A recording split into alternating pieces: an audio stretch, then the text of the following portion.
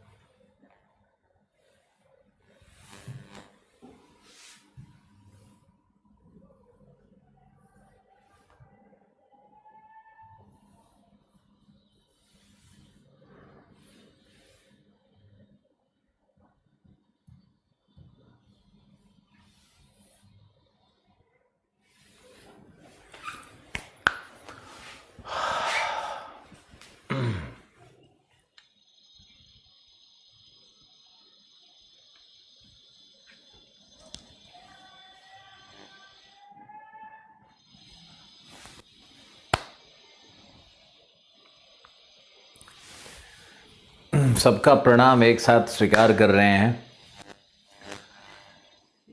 आज किसी का नाम नहीं पढ़ा जाएगा। आज बस आपका नाम मन ही मन पढ़ेंगे। स्वीट मॉर्निंग सर, चरणों में सादर प्रणाम। जय महाकाल, गुड मॉर्निंग। दिवाली की छुट्टी कब से होगी? दुर्गा। राम राम गुरु जी, गुड मॉर्निंग सर। आप आज हैंडसम लग रहे हैं सर। मेरा कमेंट शो हो रहा है? बिल्कुल मनोरमा जी, आपका कमेंट शो हो रहा है। सबका कमेंट शो होता है, क्यों नहीं होगा?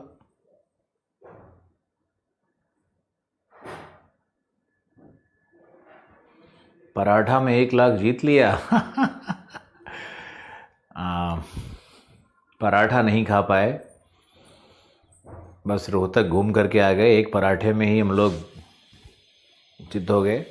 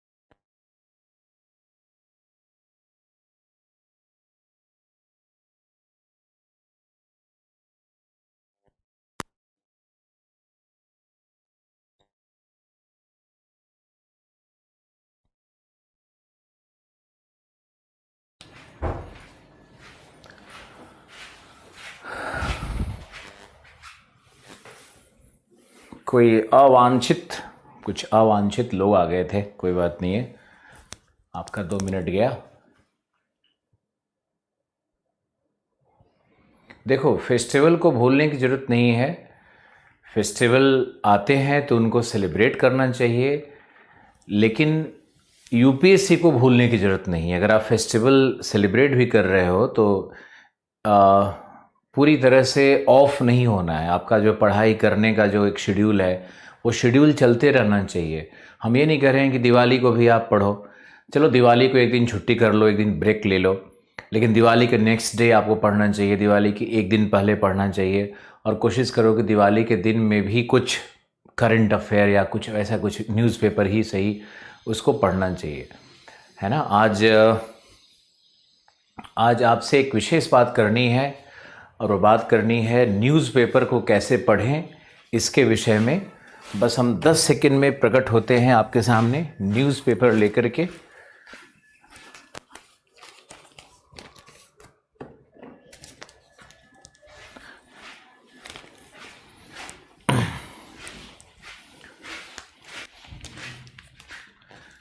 न्यूज़पेपर कैसे पढ़ें और न्यूज़पेपर में क्या पढ़ना होता है और क्या छोड़ना होता है, इसको लेकर के बहुत सारी भ्रांतियां हैं, बहुत सारे विचार हैं, बहुत सारे शिक्षक हैं जो कि अलग अलग गाइडेंस देते हैं। लेकिन आप लोगों की आस्था है मेरे अंदर में, और एक लंबा वक्त मैंने व्यतीत किया है अपने स्टूडेंट्स के साथ और बहुत सारे सक्सेसफुल स्टूडेंट्स के साथ। तो मेरा अपना एक अनुभव है और उस अनुभव और सच्चाई के आधार पर आज आपको सीखना है कि न्यूज़पेपर कैसे पढ़ा जाए। ये देखो हमारे पास है हिंदू न्यूज़पेपर, और सभी लोग एसएमएस लिखना बंद कर दो। और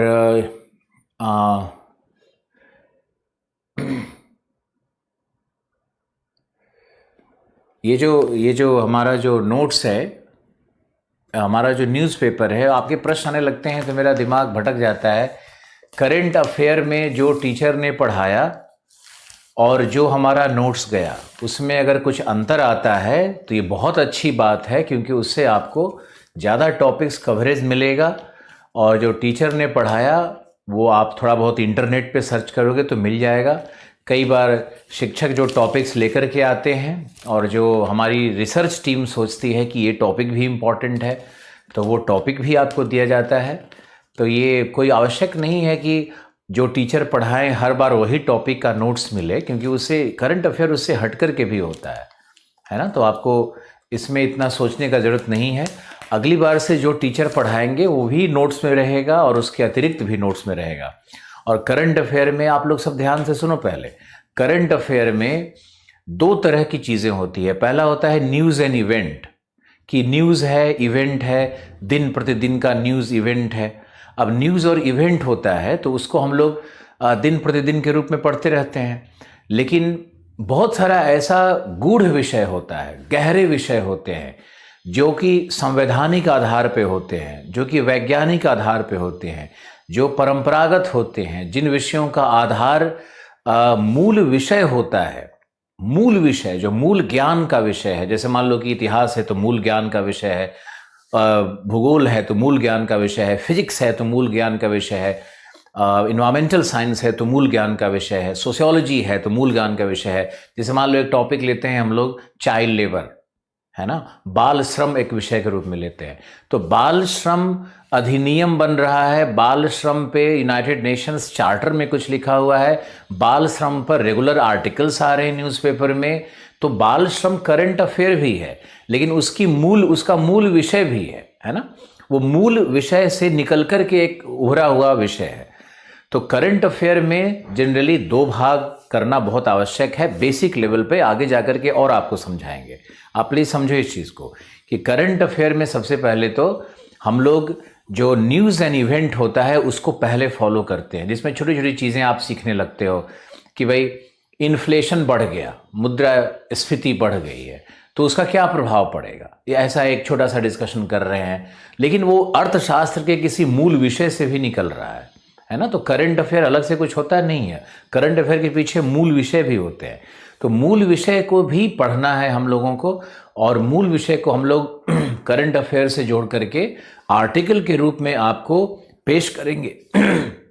बहुत जल्दी दिवाली के बाद हमारा जो कोर्स प्रोग्राम है उसका जो असली रंग है वो चढ़ना शुरू होगा, और उस रंग में आप देखोगे कि करंट अफेयर के क्लास के साथ साथ जो मूल विषय होते हैं और मूल विषय के साथ जो करंट अफेयर जुड़ा हुआ होता है वो भी कैसे जोड़ करके पढ़ना है, पढ़ाना है, इस पे हम लोग बात करेंगे।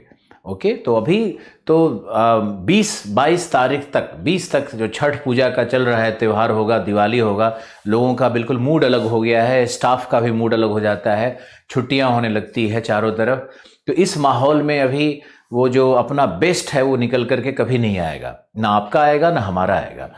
तो हमारा 20 तारीख के बाद जो कोर्स प्रोग्राम होगा उसमें करंट अफेयर के साथ साथ जो आर्टिकल्स होते हैं, जो इश्यूज होते हैं, जो समकालीन मुद्दे होते हैं, जो समसामयिकी होते हैं, जिसमें चिंतन होता है, जिसमें विचारधाराएं होती है, जिसमें कई सारे वस्तुनिष्ठ और बहुत सारे विषयगत सब्जेक्टिव एनालिसिस होते हैं, विश्लेषण होते हैं, उस तरह के विषयों को लेकर के भी आया जाएगा।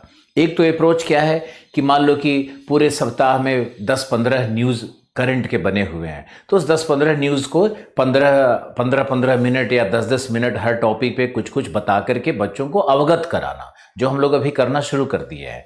तो आपको टॉपिक से अवगत कराया जाना, टॉपिक के विषय में कुछ बताना, टॉपिक के बेसिक पे कुछ समझाना, ताकि आप लोग बिल्कुल बेसिक लेवल पे हो।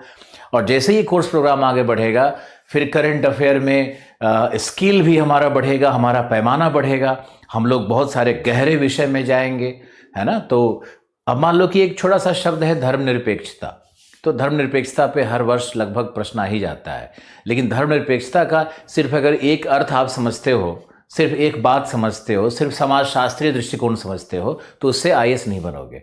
जो धर्मनिरपेक्षता है उसका बहुत सारा डायमेंशंस है, उस सारे डायमेंशंस को मुद्दा और समकालीन मुद्दा से जोड़ करके पढ़ना और समझना, ये आईएएस की तरफ आपको ले जाएगा और निबंध लेखन की तरफ भी आपको लेकर के जाता है।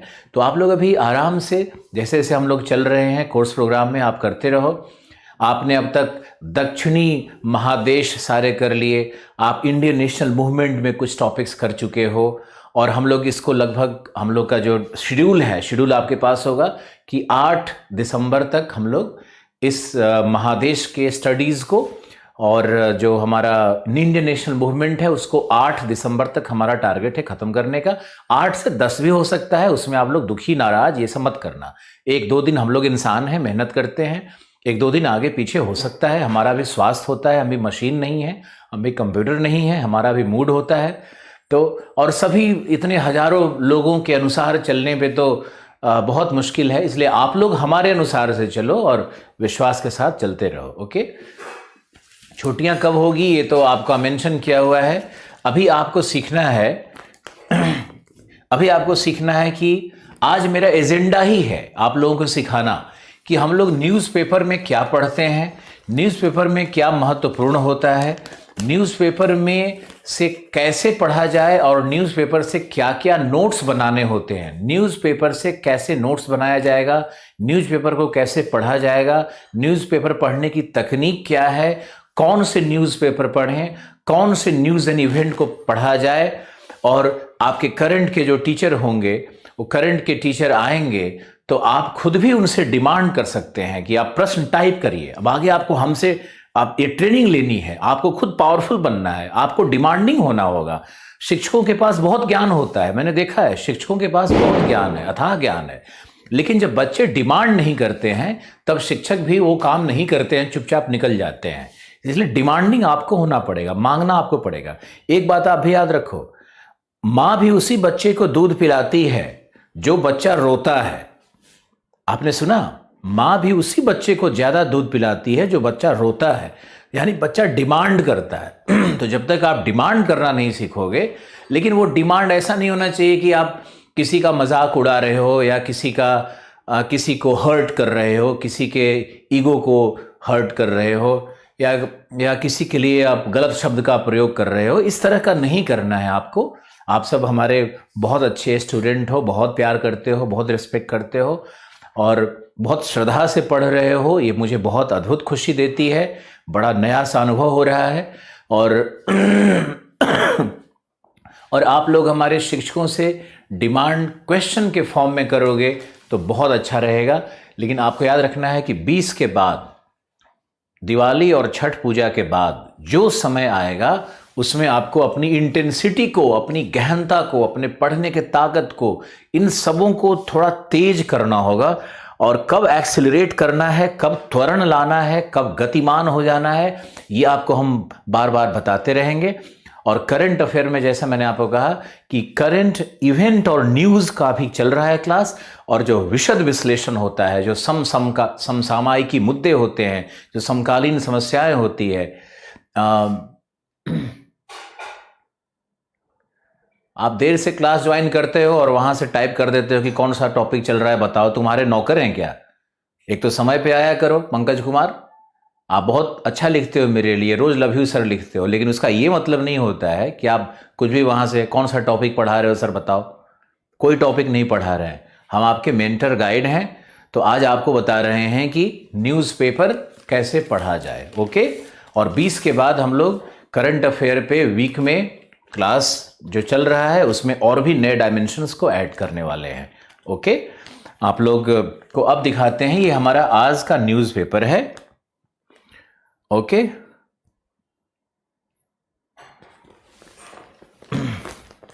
इसमें फ्रंट पेज पे चलते हैं। मुझे आशा है कि आप लोग सब बहुत ध्यान से सुन रहे हो, और जब भी इस तरह का डिस्कशन हो तो पूरी आत्मा और ध्यान को केंद्रित कर दो मोबाइल पे, और आसपास किसी से बात नहीं करना है, ठीक है? आप देखो, पहला न्यूज़ है, Joe Biden pledges to unite America. हमारे पास जो न्यूज़पेपर है यह है हिंदू न्यूज़पेपर, ये हिंदू न्यूज़पेपर हमारे पास है। और अगर आप सचमुच में आईएएस बनना चाहते हो या आप पीसीएस अधिकारी भी अब बनना चाहते हो, विशेष करके यूपी पीसीएस में अगर जाना चाहते हो, तो अब तो हिंदू न्यूज़पेपर से छूटना या उससे पिंड छुड़ाना बहुत मुश्किल है। तो इंग्लिश के अखबार से घृणा नहीं करें, इंग्लिश के अखबार को आप सब लोग लें, और हिंदू न्यूज़पेपर में जो आर्टिकल्स आते हैं, जो कॉलम्स आते हैं, वो बहुत ही अच्छे रहते हैं। और इन्हीं कॉलम्स और न्यूज़ से बहुत सारे प्रश्न आते हैं आईएएस के एग्जामिनेशन में। और आप प्लीज़ आप देखो इसको और समझने का कोशिश करो कि कैसे इसको पढ़ा जाता है। मेरा विश्वास है कि हम आपके न्यूज़पेपर के पढ़ने के टाइमिंग को, जो आप 2 घंटा पढ़ते हो, हम उसको हाफ एन आवर कर देंगे। मेरे हिसाब से रोज़ न्यूज़पेपर पढ़ना चाहिए आधे घंटे से 1 घंटा, बस इससे ज़्यादा नहीं पढ़ना चाहिए। और जो पॉलिटिकल न्यूज़ होता है वो तो बस मसाला न्यूज़ होता है, तो मसाला न्यूज़ की तरफ बिल्कुल नहीं जाना है। मसाला न्यूज़ क्या है और ज्ञान आधारित न्यूज़ क्या है, ये दोनों में अंतर समझना होता है।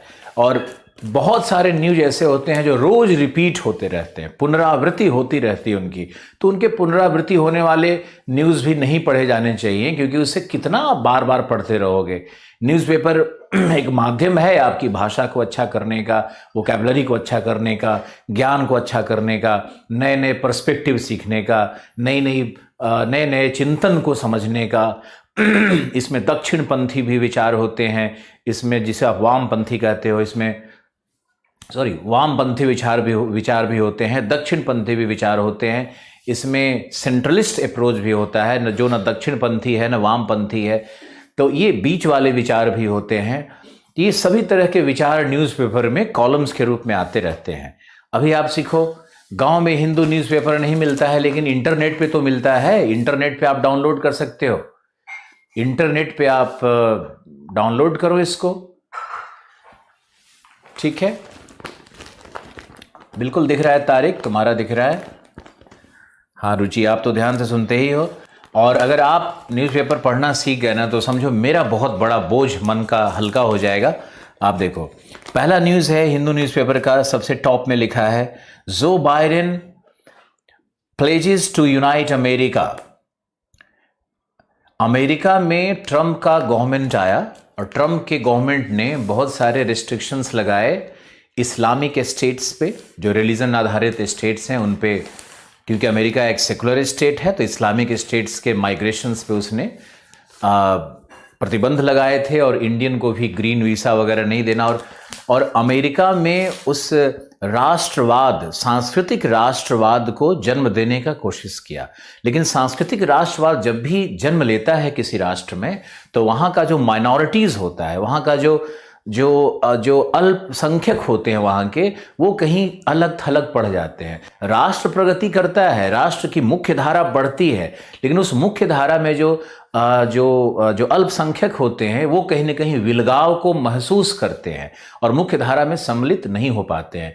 जैसे बहुत सारे अमेरिका में रिलीजियस ग्रुप हैं, धार्मिक ऐसे ग्रुप हैं, और बहुत सारे ऐसे रेशियल ग्रुप हैं, प्रजाति संबंधित ग्रुप हैं। जैसे मान लो भारतीय समुदाय है, या फिर चाइनीज़ कम्युनिटी है, या फिर वेस्ट एशियन कम्युनिटी है, फिर अरब्स रहते हैं वहाँ पे, साउथ एशियंस हैं वहाँ पे। तो इस तरह के जो कम्युनिटीज़ बने हुए हैं, ज्यूज़ हैं, इस तरह के जो कम्युनिटीज़ बने हुए हैं, ये सारे कम्युनिटी जो अमेरिका का जो मुख्य धारा है उससे अलग थलग महसूस करने लगता है। होता कुछ नहीं है, बस महसूस करता है।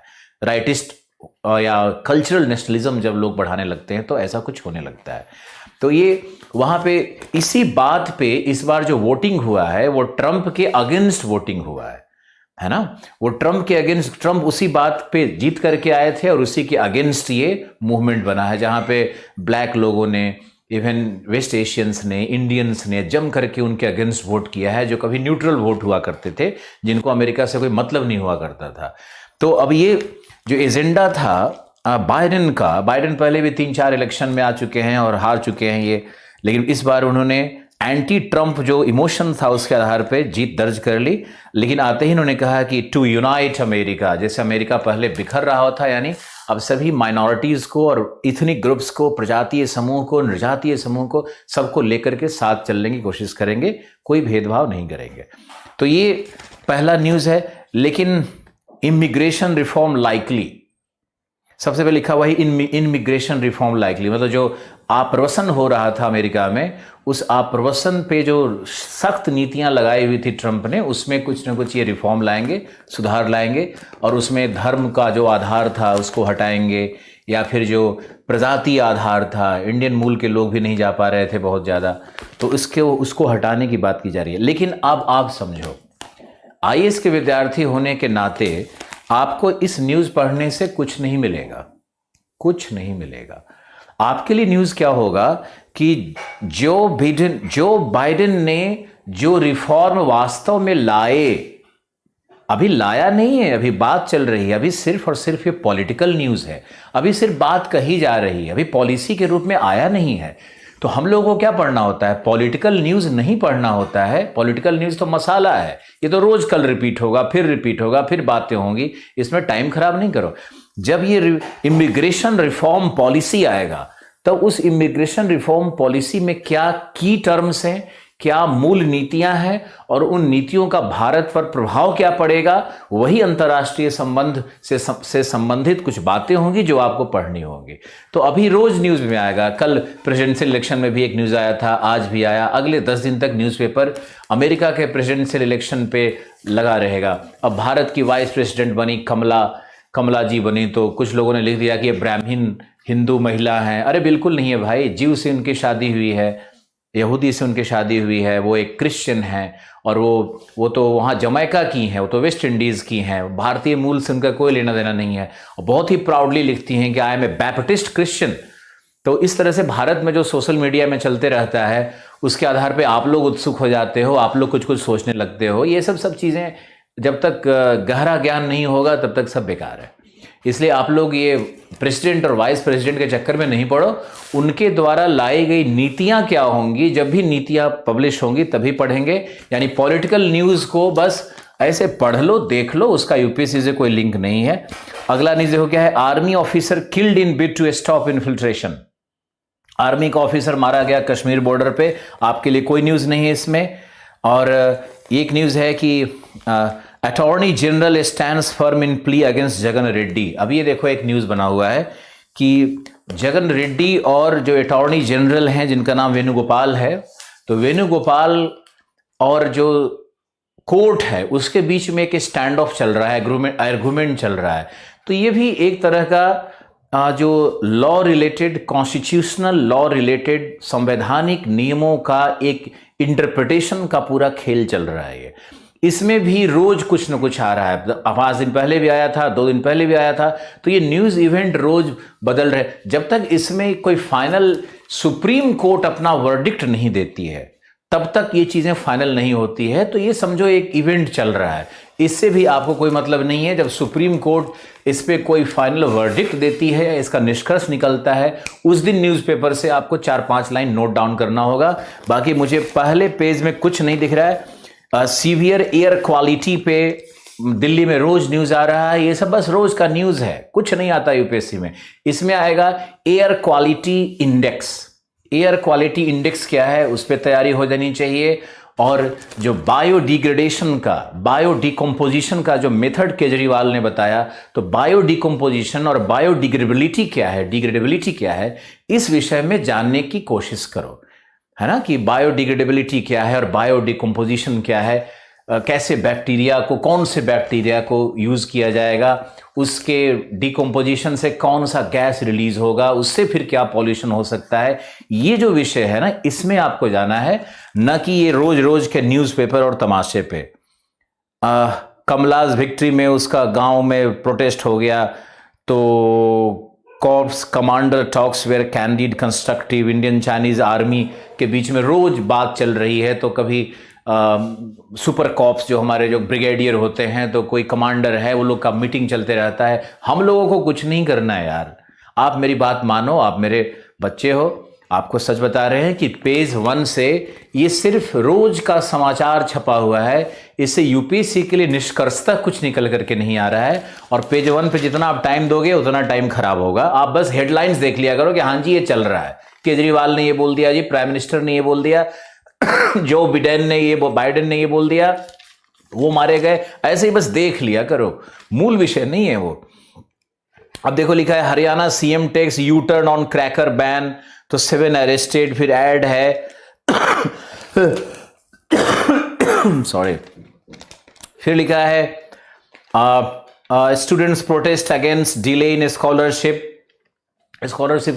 डिले हो गया, तो record single day spike in कोविड-19 का जो केस चल रहा है दिल्ली में, वो बहुत ज़्यादा बढ़ रहा है। No death due to dengue this year, CM कुछ नहीं है ये। एजुकेशन प्लस में आया हुआ है ब्रेक द ट्रेडिशनल रिदम, ये सब कुछ नहीं पढ़ना है आपको। इसमें एजुकेशनल प्लस में बस यही है कि भाई आपको कैसे पढ़ना चाहिए। तो यूके कॉल सेंटर्स पे कुछ आया हुआ है, फॉरेन स्टूडेंट का मुद्दा है कि कैसे बाहर में एडमिशन ले, सब कुछ नहीं करना है। उत्तराखंड के ऊपर में एक पेज आया हुआ है, कुछ नहीं पढ़ना है आपको। एएमयू पे आया हुआ है pensioners write to president, Punjab CM seeks intervention of Shah to restore rail services, Punjab में रेल का सर्विस कैसे होगा। तो हरियाणा स्पीकर ने हुडा पर रिमार्क क्या कर दिया, तो businessman kin want boundary on IPS officer, ये सब घूस वूस का घटना है। Guwahati zoo new home to rescue exotic animals. अब देखो इसी न्यूज़पेपर के 6ठे पेज में, यानी पहले से लेकर के 6ठे पेज तक मुझे कोई न्यूज़ नहीं दिखा है, आपको भी नहीं दिखना चाहिए। वो पॉलिटिकल इवेंट्स है, वो कहानी है, रोज का रिपीटेशन है। उसमें जब तक कोई बहुत मेजर जजमेंट नहीं आता है, कोई मेजर पॉलिसीज नहीं बनता है। हम लोग आईएएस के विद्यार्थी, आईएएस के टीचर, जब कोई पॉलिसीज आ जाता है, जब कोई ऑफिशियल डिक्लेरेशन होगा पॉलिसी का, या जब कमीशन का रिपोर्ट आ जाएगा, या फिर जैसे मान लो कि कोई एमओयू साइन हो गया कहीं पर, है ना, जैसे चाइना वाले बॉर्डर में कुछ हमारा बड़ा समझौता हो गया, तो ये जब चीज़ों इवेंट का जब निष्कर्ष निकलता है, जो निष्कर्ष होता है वो यूपीएससी है, इवेंट यूपीएससी नहीं है। रोज कुछ ना कुछ होगा, इवेंट में जाओगे, घटनाक्रम में जाओगे, रोज घटनाएं घट रही है, तो रोज घटना पढ़ोगे क्या? घटना नहीं पढ़ना है। घटना का निराकरण क्या है, घटना के निराकरण के मैकेनिज्म्स क्या है, क्रियाविधियां क्या है, कॉन्स्टिट्यूशनल प्रोविजंस क्या है, ये हम लोग पढ़ेंगे। आप समझ रहे हो हमारी बात, कि आप हम लोग न्यूज और इवेंट पढ़ करके मजा लेने की कोई जरूरत नहीं है। अब देखो यहां पर आया है Guwahati zoo new home to rescued exotic animals. अब यहां पे मैकॉज और कैपुचिन मंकीज का जिक्र किया हुआ है। Even a kangaroo were smuggled in from Myanmar. अब मैकॉज और कैपुचिन मंकीज, ये दोनों का जिक्र आया हुआ है हिंदू न्यूज़पेपर में, और इसमें आया हुआ है एक्सोटिक एनिमल के रूप में इसको, जो बाहर इंडोरिक मतलब इन सीटू, स्वस्थानिक, यानी जो उसी प्रदेश में, उसी पारिस्थितिक तंत्र में उत्पन्न हुआ हो, वो इंडोरिक हो गया। जैसे आपके गांव में जो मैना पक्षी है, वो इंडोरिक है, वो आपके वहीं का जन्म लिया हुआ पक्षी है, उसी मिट्टी से, वायु से, वही जल से, वहीं से बना हुआ है वो। लेकिन जो एग्जॉटिक होते हैं वो बाहर से आने वाले होते हैं। तो तो एग्जॉटिक का मतलब है जो एक्स सीटू, जो बाहर से गैर स्थानिक होते हैं, उसमें मैकॉज और कैपुचिन मंकीज के विषय में बात किया जा रहा है। तो ये जो दो है ना, इन दोनों के विषय में जानने की कोशिश करो और उस अभयारण्य के विषय में जानने की कोशिश करो जहां पर असम में इनको लाया गया है। आपका आज का ये पहला छोटा सा न्यूज बनेगा जो आप 5 लाइन में लिखोगे, पेज नंबर 6 से, और बाकी 5 पेज कुछ नहीं था। पेज नंबर 7वां देखो, 7वें में एडवर्टीजमेंट है और कुछ नहीं है। अब ये क्या है ना कि हम लोग ये 7 पेज तो ऐसे ही निकल गए, वहां से एक छोटा सा न्यूज मिला हम लोगों को, और बाकी सब आप बिलीव करो, बाकी सारी चीजें हैं वो पॉलिटिकल इवेंट्स हैं। अब बहुत सारे लोग तर्क करने बैठ जाएंगे, अरे पॉलिटिकल इवेंट्स नहीं समझोगे तो नीतियां कैसे समझोगे। अरे भाई, हम समझ लेंगे नीतियों को। पॉलिटिकल इवेंट्स क्या होता है कि एक ही बार एक छोटी सी कहानी कह दी जाए तो कहानी में पिछले 30 दिनों का ड्रामा खत्म हो जाता है ना। अब मान लो कि बिहार इलेक्शन चल रहा है तो रोज नीतीश जी कुछ स्टेटमेंट दे रहे हैं, तो तेजस्वी यादव स्टेटमेंट दे रहे हैं, तो अन्य पार्टियां, तुम इसको पढ़ करके क्या करोगे? कुछ नहीं करोगे। आपका यूपीएससी का इससे क्या लेना देना है? कुछ नहीं है। लेकिन कुछ लोग आपको समझाएंगे कि अरे पढ़ोगे तभी वहां की सामाजिक दशाओं को समझोगे, वहां के राजनीतिक दशाओं को समझोगे। आप कहो मुझे नहीं समझना है भैया, मुझे तो सीधे ये समझना है कि जो इलेक्टोरल प्रोसेस है वो कैसे हुआ, इलेक्शन कमीशन के कौन कौन से पावर्स थे, कौन कौन से पावर्स का इन्फ्रिंजमेंट हुआ। मुझे तो ये समझना है कि जो स्टार कैंपेनर का कॉन्सेप्ट था जिसमें सुप्रीम कोर्ट ने कुछ कहा, वो क्या था, और स्टार कैंपेनर का कॉन्सेप्ट कितना लीगल है, वैधानिक है, मुझे ये समझना है। मुझे ये नहीं समझना है कि नीतीश कुमार ने क्या कहा और तेजस्वी यादव ने क्या कहा और किसने कितना एम्प्लॉयमेंट का बात कर दिया, 10 लाख ये बोल दिया, 18 लाख वो बोल दिया, मोदी जी जाकर के क्या भाषण देकर के आए। ये हमारे यूपीएससी का विषय नहीं होता है।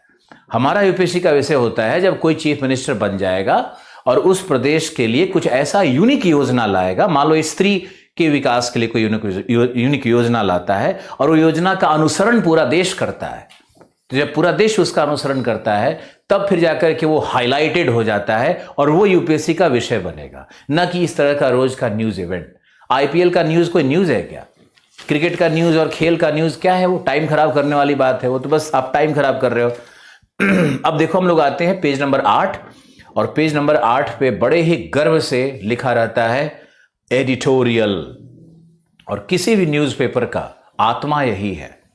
बाकी सब न्यूज़ एंड इवेंट्स हैं, लेकिन अगर यहां पर किसी का चिंतन होगा, किसी का दर्शन होगा, किसी का विचार होगा, कोई वामपंथी होगा, कोई दक्षिणपंथी होगा, कोई केंद्रीय चिंतक होगा, सेंट्रलिस्ट होगा, तो ये सभी के विचार इसी पेज में, और कोई समसामयिक मुद्दे होंगे, कोई ज्वलंत मुद्दा होगा, उसी पे लिखा हुआ ये कॉलम यहां पर आता है। उस कॉलम में भी तुमको ये समझना है कि क्या पढ़ना है, क्या छोड़ देना है। जैसे देखो यहां लिखा हुआ है इंडिया एंड बाइडेन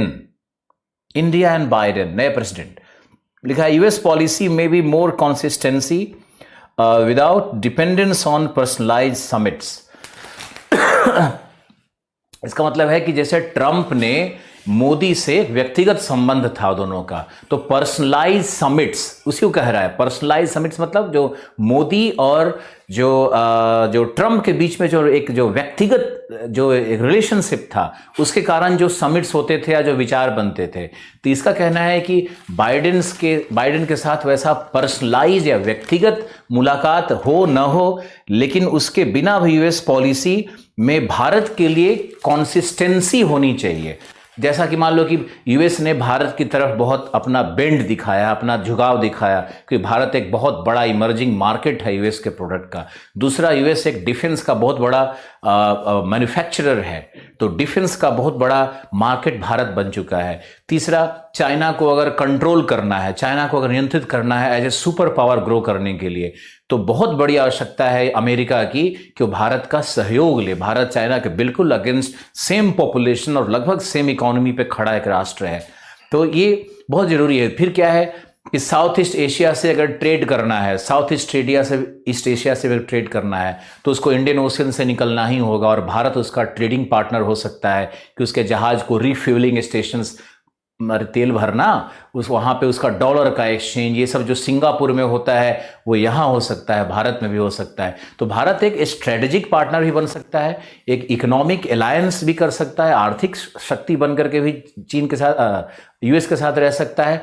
और दक्षिण पूर्व एशिया की भू राजनीति पर भी भारत का प्रभाव है, और भारत का प्रभाव वेस्ट एशिया के एनर्जी क्राइसिस, जिसको हम लोग ऊर्जा संकट कह रहे हैं, कि ऊर्जा का सारा स्रोत वेस्ट एशिया है।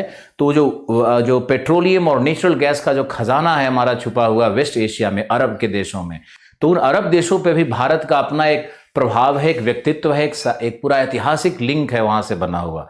तो भारत बहुत केंद्र में है अमेरिका के रिलेशनशिप में, लेकिन कंसिस्टेंसी नहीं रहता है। क्या होता है कि अमेरिका शिफ्ट कर जाता है, कभी पाकिस्तान की तरफ उसका एक अप्रोच हो जाता है, तो उस कंडीशन में भारत रूस की तरफ झुकाव कर लेता है। तो ये जो पावर बैलेंस और पावर वैक्यूम का जो गेम चलते रहता है एक दूसरे को, ये गेम बंद होना चाहिए और ये कंसिस्टेंसी आनी चाहिए भारत अमेरिका के संबंधों में, वो भी व्यक्तिगत स्तर पे व्यवहार अगर समिट ना हो रहा हो तब भी वो होना चाहिए।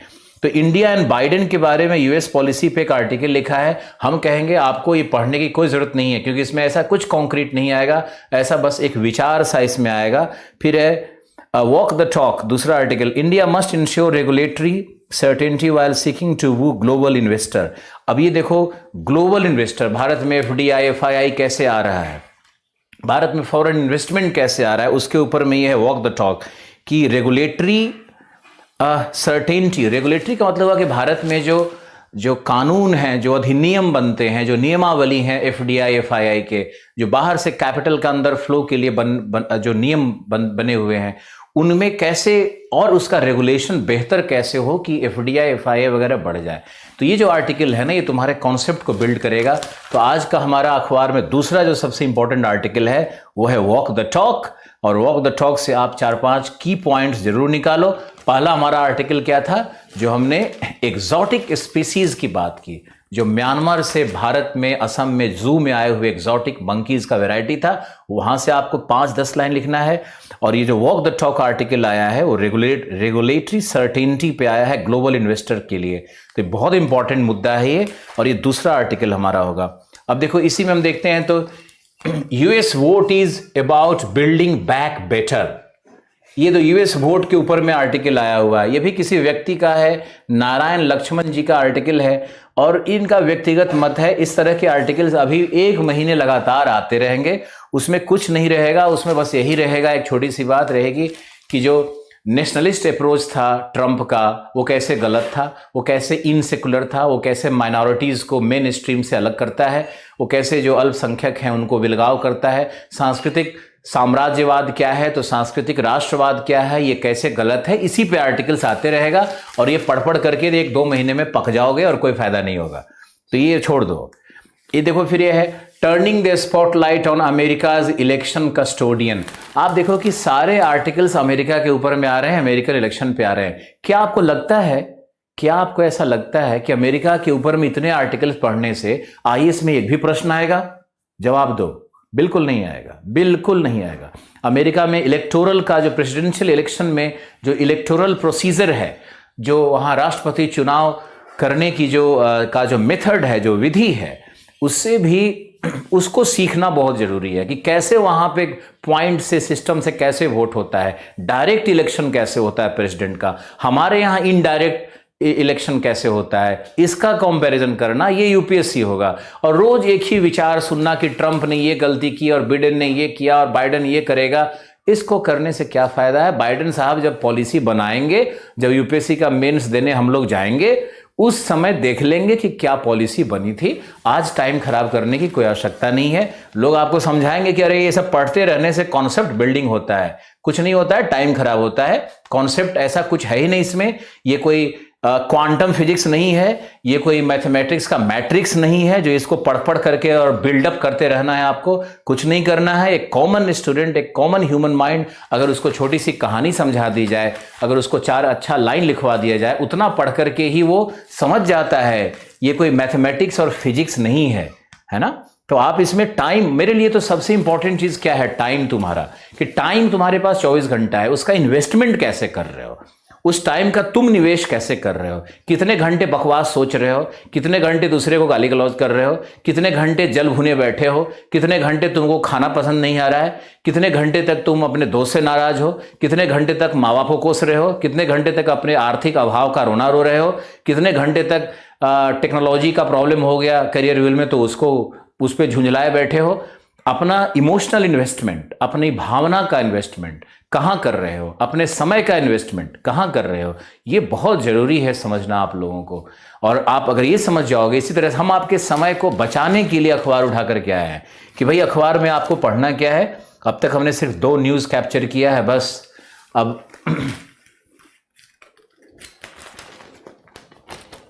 इंग्लिश में न्यूज़पेपर नहीं पढ़ पाते हो लेकिन पढ़ना पड़ेगा। इंग्लिश न्यूज़पेपर पढ़ने में कोई नुकसान नहीं है, कैसे पढ़ना हम बताएंगे आपको। अब देखो यहां पे आया है एक और आर्टिकल है, कोविड-19 क्लाइमेट एंड कार्बन न्यूट्रलिटी। ये आर्टिकल बहुत ही सुंदर आर्टिकल है। तीसरा आर्टिकल हमारा होगा आज के न्यूज़पेपर का, कोविड-19 climate and carbon neutrality. In the post कोविड-19 world we should make efforts to ensure that the Z in GDP is not gross but green. Green GDP की बात कर रहा है, कार्बन न्यूट्रलिटी की बात कर रहा है, क्लाइमेट चेंज की बात कर रहा है, कोविड-19 जैसे ये इंटरनेशनल एपिडेमिक की बात कर रहा है, महामारी की बात कर रहा है। ये आर्टिकल बहुत ही खूबसूरत आर्टिकल है और इस आर्टिकल में आपको कई पर्सपेक्टिव मिल रहे हैं।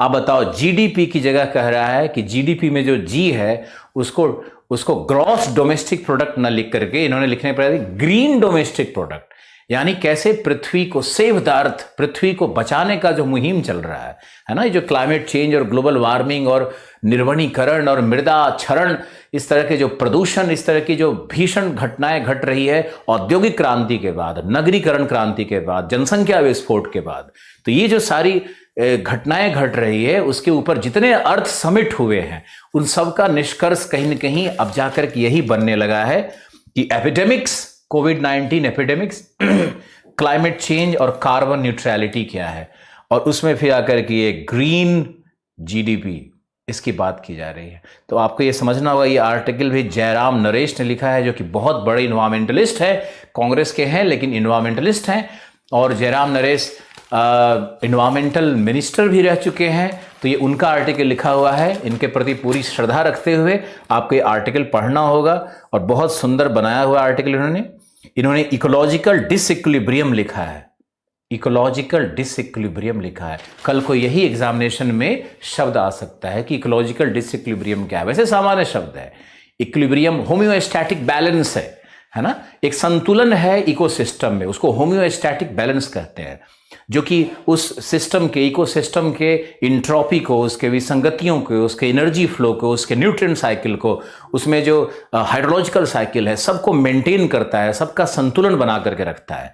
लेकिन उसी बैलेंस को कैसे ह्यूमन इंटरवेंशन से, मानव के कैसे हस्तक्षेप से वो सब खत्म हो रहा है, तो उसमें कैसे साम्यावस्था की जगह गैर साम्यावस्था की दशा आ रही है, और उसका कैसे निगेटिव फीडबैक आ रहा है हमारे इकोसिस्टम में, हमारे पारिस्थितिक तंत्र में कैसे नकारात्मक परिपुष्टि आ रही है, कैसे उसका, जैसे एसिड रेन क्या है, एसिड रेन है ना, ये हमारे क्लाइमेटिक सिस्टम का एक नकारात्मक परिपुष्टि है, प्रतिपुष्टि है, प्रतिपुष्टि फीडबैक है।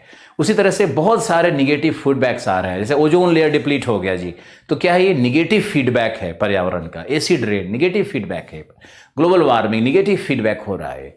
तो ये निगेटिव फीडबैक के कारण जो डिसइक्विलिब्रियम हो रहा है, उसी को ये कह रहा है इकोलॉजिकल डिसइक्विलिब्रियम, है ना।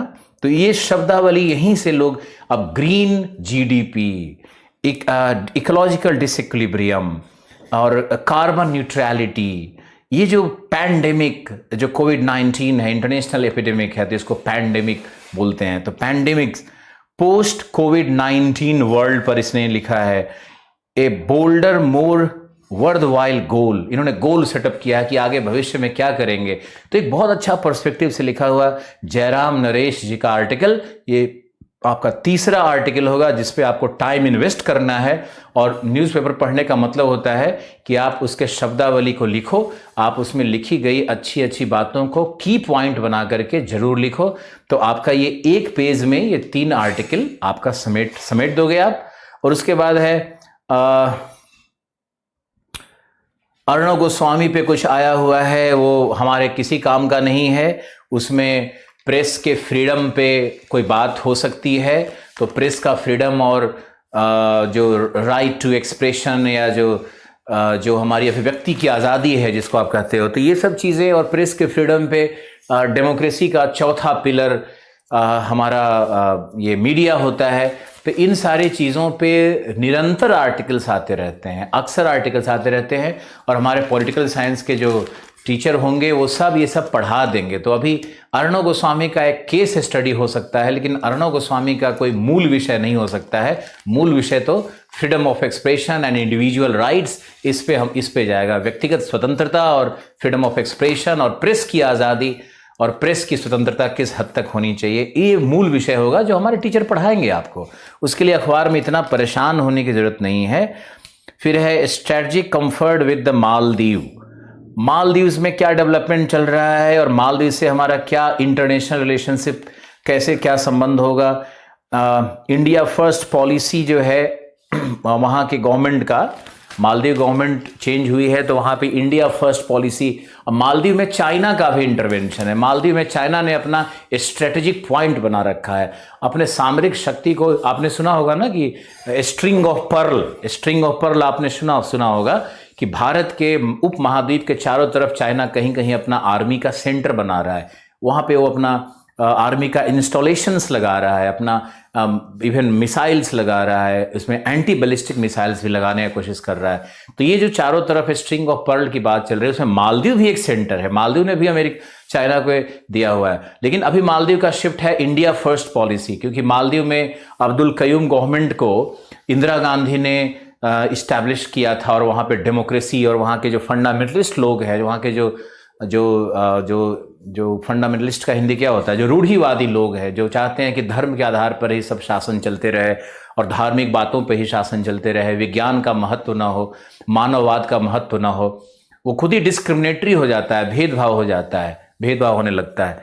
तो ये जो मालदीव का इशू है, इसको एक बार आप रीडिंग कर सकते हो, एक बार रीडिंग करने के लिए मैंने बोला। और उसमें इंडिया फर्स्ट पॉलिसी क्या है, वहाँ के जो सोली गवर्नमेंट है उसका क्या है, वो देखना पड़ेगा आपको। बस एक न्यूज़ की तरह इसको पढ़ना है, ज़्यादा नहीं पढ़ना है। अब आगे चलते हैं। तुम देखे, फिर वही जो बाइडेन आ गया, फिर वही MLA arrest, politically motivated MLA के अरेस्ट पे कुछ आ गया। सब न्यूज़ इवेंट है, बिल्कुल नहीं पढ़ना है आप लोगों को। Finally great banyan tree breathes a fresh, Telangana's modern organic treatment brings green shoot in the centuries old tree। इसमें देखो, एक बनियान ट्री है तेलंगाना का, उसके ऊपर में रिपोर्ट आया हुआ है। अब ये इन्वायरमेंट इकोलॉजी से संबंधित रिपोर्ट है, लेकिन इसका एक रीडिंग जरूर करना है आपको, और इसमें सिर्फ एक इवेंट के रूप में आपको याद रखना है। इस पर कोई आर्टिकल, कोई मुद्दा, कोई समकालीन समस्या, ऐसा कुछ नहीं है। ये सिर्फ इवेंट के रूप में याद रखना है कि तेलंगाना में मॉडर्न ऑर्गेनिक ट्रीटमेंट के द्वारा कैसे पुराने जो बनियान ट्री हैं उसको पुनर्जीवित करने कैसे किया जा रहा है। तो एक तेलंगाना और जो मॉडर्न ऑर्गेनिक ट्रीटमेंट है वो क्या है, इसके विषय में थोड़ा जानने की आवश्यकता है। ये हमारा न्यूज़ नंबर 5 होगा पूरे अखबार से। अब इसके बाद है victory for Indian Americans, Biden may relax curb on H1B, जो visa, Kamala will speak out on right. Okay, Kamala Harris पे सारा न्यूज़ आया हुआ है। मैंने पहले ही बता दिया कि ये बैप्टिस्ट क्रिश्चियन महिला है जिन्होंने बड़े गर्व से लिखती हैं, और इंडिया के ओरिजिन से इनका संबंध है, लेकिन वैसे जमैका की नेशनल थी पहले, ये इनके फादर थे। बिहार काउंटिंग इन 55 सेंटर्स, ये सब कुछ न्यूज़ नहीं पढ़ना है आपको। Stones thrown at Assam Congress team near border, ये सब पत्थरबाजी होते रहता है। डिफेंस कॉलेज के ऊपर में कुछ आया हुआ है। फिर बाइडेन, फिर पैंडेमिक, उस पर क्या बोला है, Trump refuses to concede. Okay, ये सब वैसे ही है। म्यांमार में पॉल हो रहा है, सू की इज एक्सपेक्टेड टू विन। वहाँ की जो सू की है, ये सू की यहीं पे LSR lady Shri Ram college हमारे दिल्ली में ही है, वहीं पे इन्होंने पढ़ाई किया था, तो वहीं से पढ़ी। कोई न्यूज़ नहीं है, बस बर्मा जा रहा है इलेक्शन में, इतना ही। रिजल्ट आएगा उसके बाद देखा जाएगा उसका भारत पर क्या प्रभाव पड़ेगा। कुछ विशेष नहीं पड़ने वाला है, क्योंकि प्रो इंडियन गवर्नमेंट है स्यूकुई का, तो स्यूकुई के मूवमेंट पे भारत ने बहुत मदद किया उनको, 20 से 30 वर्ष तक उनका संघर्ष चला है, उसमें भी वो बहुत मदद करते रही है। ओके, अब आप देखो, आफ्टर डिफीट कुछ न्यूज़ नहीं है, इसके बाद है कुछ न्यूज़ नहीं है, कुछ भी नहीं है, धवन और ये सब न्यूज़ आ गया। न्यूज़पेपर का double delight for Rahul and Tajil, ये सब खत्म। न्यूज़पेपर पढ़ने में आपको बहुत ही कम टाइम इन्वेस्ट करना है। न्यूज़पेपर पढ़ने में आपको मुश्किल से 1 घंटा का रोज़ टाइम लगाओ। और निष्कर्षतः हमने ये कहा कि जो समाचार होते हैं, जो न्यूज़ एंड इवेंट होते हैं, उनको बहुत पढ़ने की ज़रूरत नहीं है, उनके टच में तो आप रहोगे ही।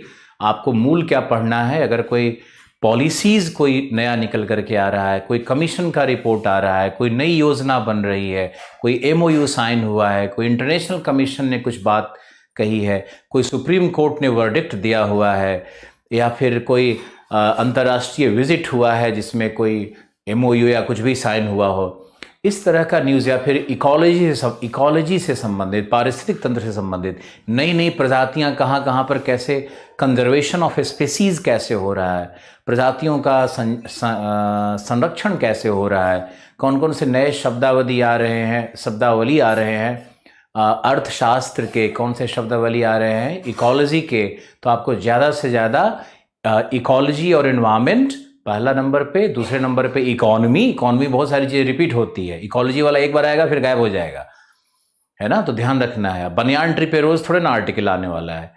तो इन्वायरमेंट इकोलॉजी को नंबर 1 पे रखो, नंबर 2 पे इकोनॉमी के न्यूज़ को रखो, और नंबर 3 पे आप जो इंटरनेशनल जियो पॉलिटिक्स से संबंधित न्यूज़ होते हैं, इन 3 न्यूज़ को आप रेगुलर रोज अखबार से कुछ 2-3 आर्टिकल्स होंगे, उससे नोट डाउन करना है। यानी महीने का आपके पास 100 आर्टिकल नहीं, 100 न्यूज़ बनेगा, और पूरे साल में आपका 1200 न्यूज़ बन जाएगा। और यूपीएससी के कैलेंडर में 12 महीने का न्यूज़ बहुत ही सफिशिएंट होता है। ये काम आप अगर स्वयं करोगे तो आपको जो शिक्षक पढ़ाएंगे उनसे भी बहुत मदद मिलेगी। और इसमें बहुत इम्पॉर्टेंट है, मेरा ये कहना है कि आपको न्यूज़पेपर में जो 3 घंटे 4 घंटे का इन्वेस्टमेंट करते हो, बहुत गलत करते हो। आप न्यूज़पेपर में जो घटनाक्रम पढ़ते हो, बहुत गलत करते हो। आपको मैंने एक छोटा सा उदाहरण दिया है कि जो बिडेन का जो इलेक्शन चल रहा है, इस पर न्यूज़पेपर रंगा पड़ा है पिछले 20 दिन से, और आगे भी 20 दिन ये रंगा रहेगा। लेकिन हम लोग उसमें कुछ खास नहीं पढ़ेंगे, 2-4 चीज़ें समझने की होती है, बस वही बहुत है। ठीक है, आज के लिए न्यूज़पेपर के विषय में आपके लिए इतना ही। ठीक है, आप न्यूज़पेपर में इसी तरह से 2-3 चीज़ों को पिक करो। एक बार और रिपीट कर देते हैं, कुछ बच्चे नहीं सुन पाए होंगे, शायद कह रहे हैं बार बार। हिंदू अगर हार्ड लगता है तो वो हार्ड नहीं लगेगा एक समय के बाद। जो हार्ड लगता है वही बाद में मीठा होता है। जो पहले ही दिन मीठा लगे वो समझो कि वो तुम्हारे लिए जहर बन जाएगा। याद रखो इस बात को। जो हार्ड लग रहा है, देखो हम बीच बीच में कितने कठोर शब्दों का प्रयोग करते हैं, कैसे डांट देते हैं, कैसे कड़े शब्दों को बोल देते हैं। तो ये ऐसा नहीं है कि उसके लिए मन में कोई दुर्भावना है किसी के लिए। आपको बस ये समझना है कि न्यूज़पेपर में हमारा इन्वेस्टमेंट 45 मिनट से 1 घंटे का होगा। दूसरा, न्यूज़पेपर से हम कम से कम 3 से 4 आर्टिकल को नोट डाउन करेंगे। तीसरा, वो जो आर्टिकल होगा उसमें से की पॉइंट और की शब्दावली को निकालेंगे, बाकी चीज़ नहीं लेंगे। और पांचवा, कि जो भी पॉलिटिकल इवेंट्स पे जो न्यूज़ चलता है वो सब न्यूज़ राजनीति से संबंधित और किसी का वक्तव्य है, किसी का विश्लेषण है, ये सब छोड़ देना है, ये सब कुछ नहीं करना है। बाकी लोग कहेंगे कि अरे तुम्हारे पर्सपेक्टिव का, तुम्हारे विचारधारा का, चिंतन का विकास होना चाहिए, तो बिल्कुल विकास नहीं होना चाहिए। कोई राजनीतिक चिंतन छात्रों का बिल्कुल नहीं होना चाहिए। हम लोग को न्यूट्रल होना है। हम लोगों को जो भी सरकार आएगी उस हर सरकार के पॉजिटिव एस्पेक्ट्स को देखना है। ब्यूरोक्रेसी का काम होता है जो नीतियां बनती है उस नीतियों को समर्थन करना। ब्यूरोक्रेसी का काम ये नहीं होता है कि वो विद्रोही हो, वो कुछ लिखे उल्टा पुल्टा और हर सरकार की आलोचना करे। आलोचना करना यूपीएससी के स्टूडेंट्स को या पब्लिक सर्वेंट को बिल्कुल सूट नहीं करता है। आप किसी भी सरकारी नीति का आलोचना नहीं करोगे आप किसी भी जो भी सरकार भारत में आएंगी या स्टेट लेवल पे आएंगी, आप उसकी अच्छी नीतियों का या भविष्य में संभावनाएं क्या है या कुछ सलाह क्या दे सकते हो, इन विषय पे आप सोचा करो, न कि वो गंदी राजनीति जो जाति और धर्म आधारित होती है उस पर बिल्कुल नहीं करना है। ओके।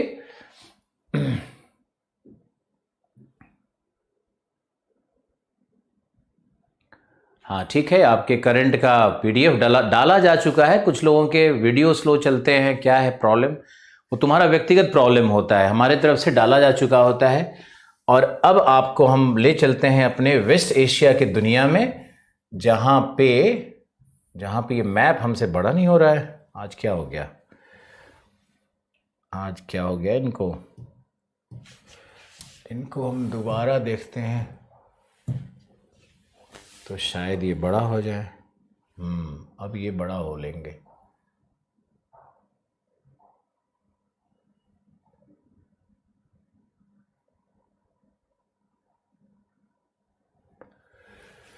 ये रहा हमारा मैप और ये है हमारी,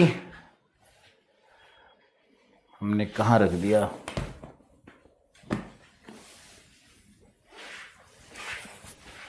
इंग्लिश न्यूज़पेपर नहीं पढ़ते, बिल्कुल न्यूज़पेपर पढ़ना सीख जाओगे।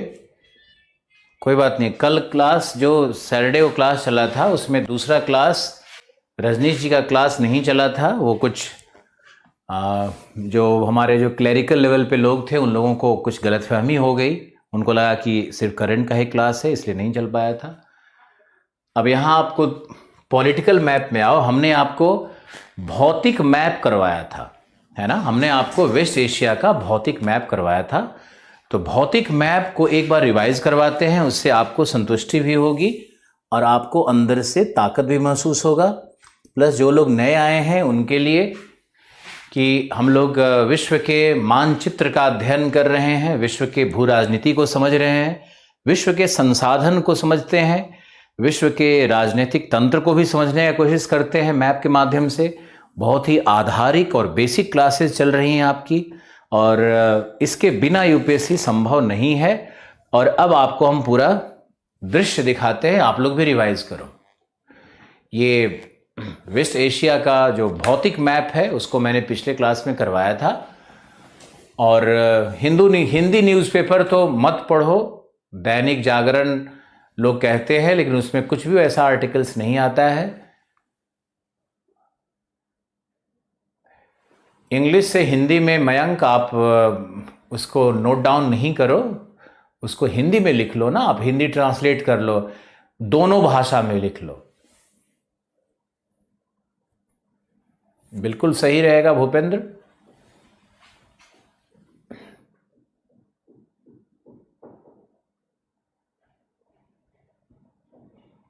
पीसीएस बैच को यूपीएससी में नहीं बदल रहे हैं। ओके,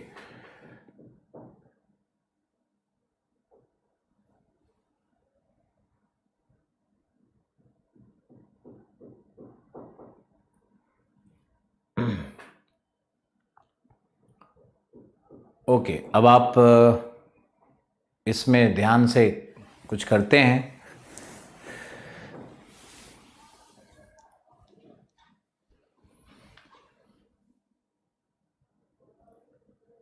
चलो लिखते हैं। देखो,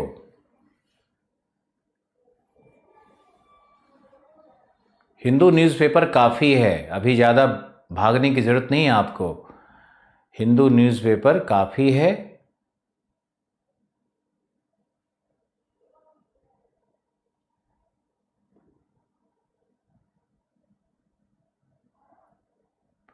ऐसे को आप हिंदी में लिख सकते हो।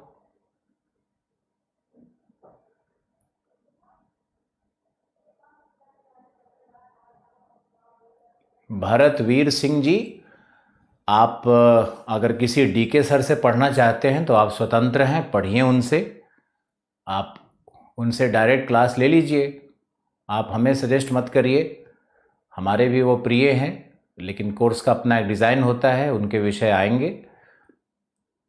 इस तरह का कोई राजनीति यहाँ मत करो हमारे साथ। एनवायरनमेंट का स्पेशल बैच होगा, इसी में होगा, भूगोल और आप मैगजीन इंग्लिश वाली अच्छी है, हिंदी वाली उतनी अच्छी नहीं है। हिंदी में अलग आर्टिकल आता है, इंग्लिश में अलग आर्टिकल आता है। अभी ज़्यादा भटकने की ज़रूरत नहीं है। तुम लोगों को ये समझना है कि जिस दिन तुमने समय को बचा लिया और समय को सही जगह निवेशित किया, उस दिन तुम अच्छा कुछ करने के मार्ग में चल निकलोगे। ओके, तो अभी ज़्यादा मैगजीन और ये सब कुछ पूछने की कोई ज़रूरत नहीं है। समय समय पर हम सबके विषय में बात करेंगे। एक दिन आपको समझाएंगे कि योजना मैगजीन कैसे पढ़ना है, और योजना मैगजीन में सिर्फ महीने में 2 दिन समय लगाना है, 28 दिन नहीं पढ़ते। ओके, बस आप आगे देखो। कोई प्रश्न मत पूछो योजना से और कुरुक्षेत्र से, ये सब सारे टीचर आएंगे, भाषण देंगे, आप सुनते रहोगे, ये भी पढ़ लो वो पढ़ लोगे। पागल मत बनो। जो जैसे बताया जा रहा है एक एक कदम फूंक फूंक करके काम करना है। लिखो, सॉरी, देखो एक बार फिजिकल मैप हम लोग करवाते हैं। सबसे पहले चलते हैं टर्की। टर्की के उत्तरी भाग में क्या है? उत्तरी भाग में एक पर्वत था जिसका नाम था कुजनेई एंडोलू। कुजनेई एंडोलू एक पर्वत है उत्तरी भाग में। और दक्षिणी भाग में क्या था? दक्षिणी भाग में था टॉरस पर्वत, TAURUS, कुजनेई एंडोलू और टॉरस। बीच में कौन सा पठार था? अनातोलिया।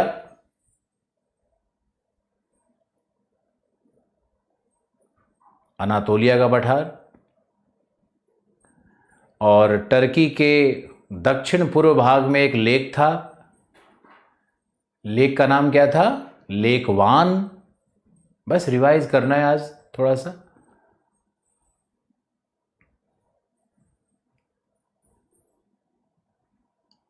करंट अफेयर कितना पढ़ाना है ये मुझे पता है, तुम लोग क्यों सजेशन दे रहे हो?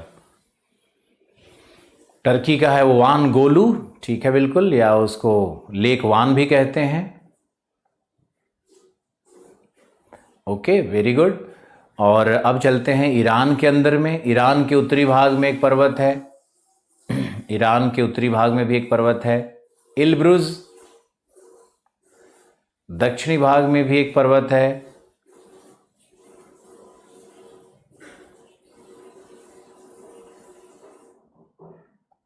दक्षिणी भाग में भी एक पर्वत है। कौन सा है?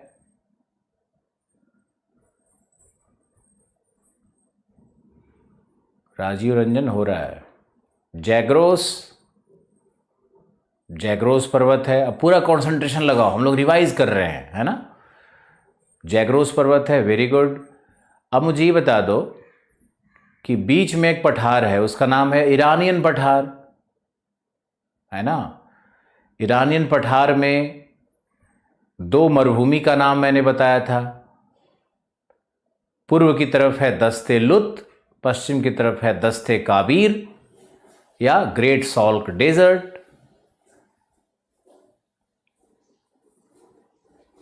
दस्ते लुत, दस्ते काबीर, वेरी गुड, वेरी गुड। दीपक, आर्या, रिंकू, भूपेंद्र, अजय, सब सही जा रहे हो, बिल्कुल सही। और ईरान के पश्चिमी भाग में हमारा है एक झील, 2 झील देखना ईरान में।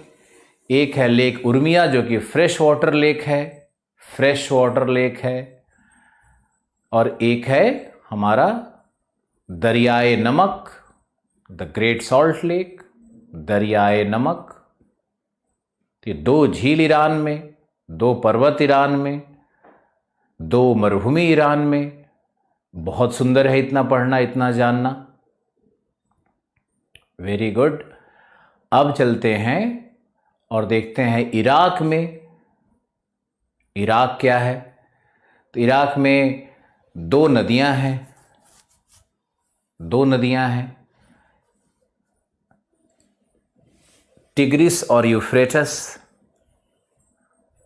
दोनों नदियां टॉरस पर्वत से निकल रही हैं और दोनों के मध्य की भूमि को क्या कहते हैं? मेसोपोटामिया। मेसोपोटामिया। दजला और फुरात भी कहते हैं, लेकिन ऐसा यूपीएससी नहीं पूछेगी, दजला और फुरात नहीं पूछेगी। इसी के उत्तरी भाग में बेबीलोनिया की सभ्यता थी, बेबीलोनिया की सभ्यता थी। ओके, फिर चलना है हम लोगों को ईरान से निकल करके सीरिया की मरुभूमि है ना, सीरिया की मरुभूमि को देखना है। और सीरिया के बगल में लेबनान एक देश है, लेबनान एक देश है ना वहाँ पे, और लेबनान के पास इज़राइल है, फ़िलिस्तीन है। तो इज़राइल, फ़िलिस्तीन, लेबनान, सीरिया, ये जो देशों का एक क्लस्टर है, इस क्लस्टर को देखना समझना बहुत ज़रूरी है।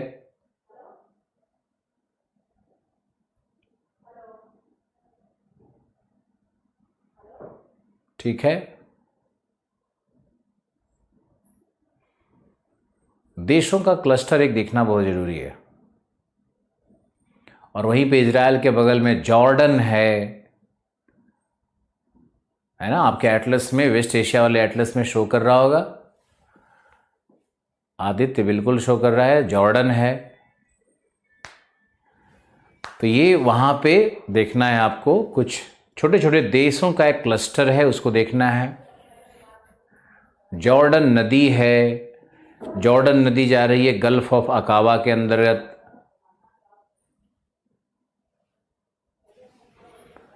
गल्फ ऑफ अकाबा में गल्फ ऑफ अकाबा में जाना है आपको, देखना है जॉर्डन नदी कैसे जा रही है। अब जॉर्डन नदी जो अगर आप दिख रहा है तो वहाँ पर आपको डेड सी दिख रहा होगा, मृत सागर दिख रहा होगा। क्या आपने मृत सागर देखा? आपने डेड सी ढूंढा?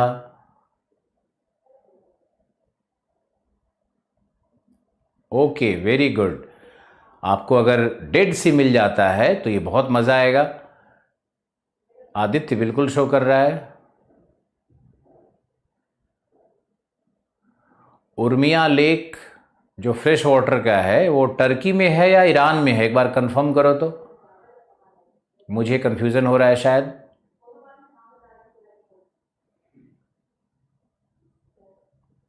शायद टर्की में है या ईरान में है, एक बार एटलस देख करके बताओ।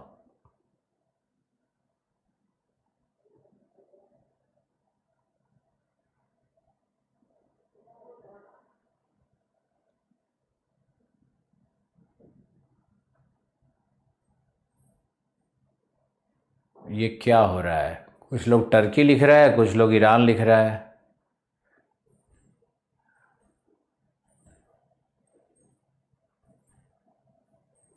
देख करके बताओ, जो एटलस दिखा रहा है वही सही है।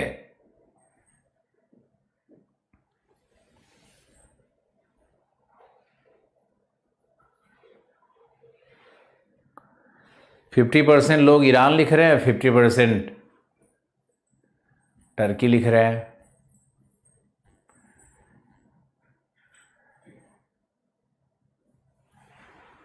अरे 100% ईरान में है भाई। कुछ लोग कैसे एटलस देख रहे हो, कौन सा एटलस देख रहे हो? ऑक्सफोर्ड में देखो। चलो आगे चलते हैं, विवाद को खत्म किया जाए। डेड सी आपने देखा?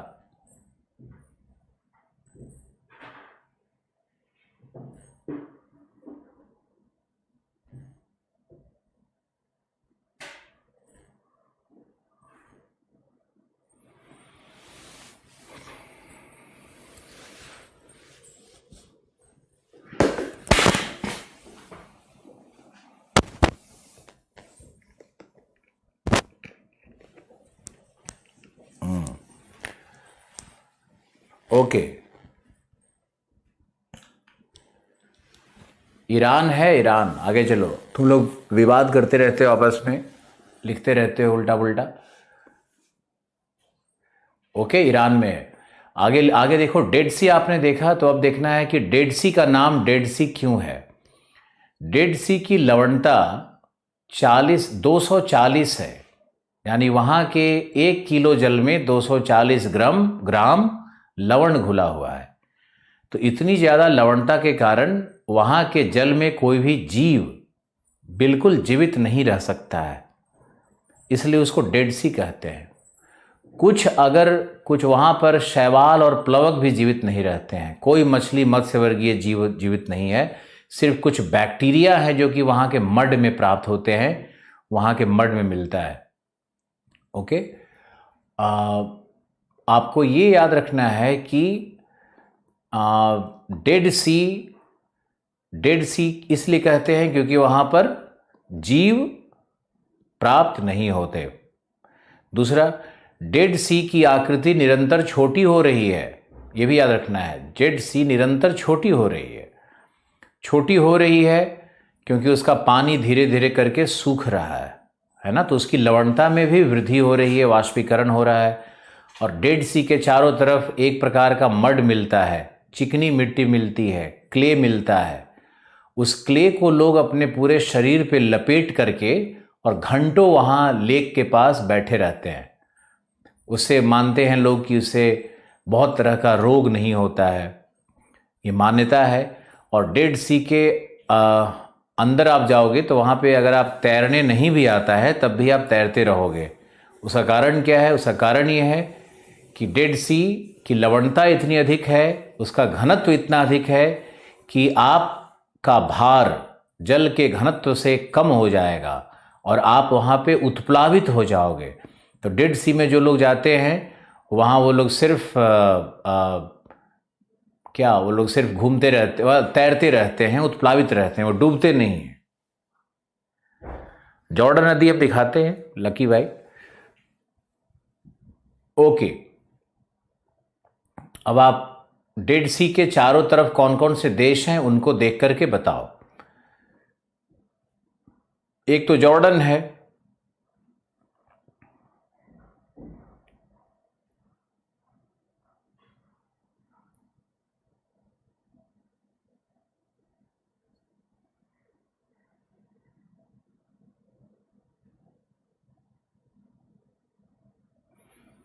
तो जॉर्डन है, जेरूसलम कोई देश नहीं है।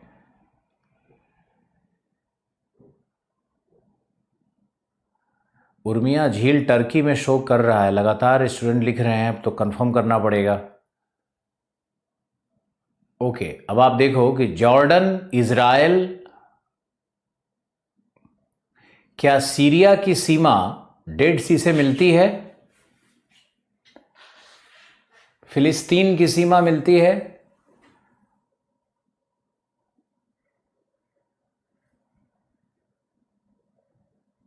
डेड सी लोएस्ट पॉइंट है,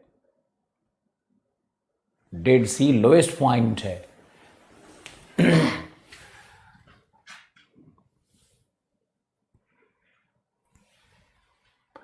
लगभग 408 मीटर नीचे है समुद्र तल से।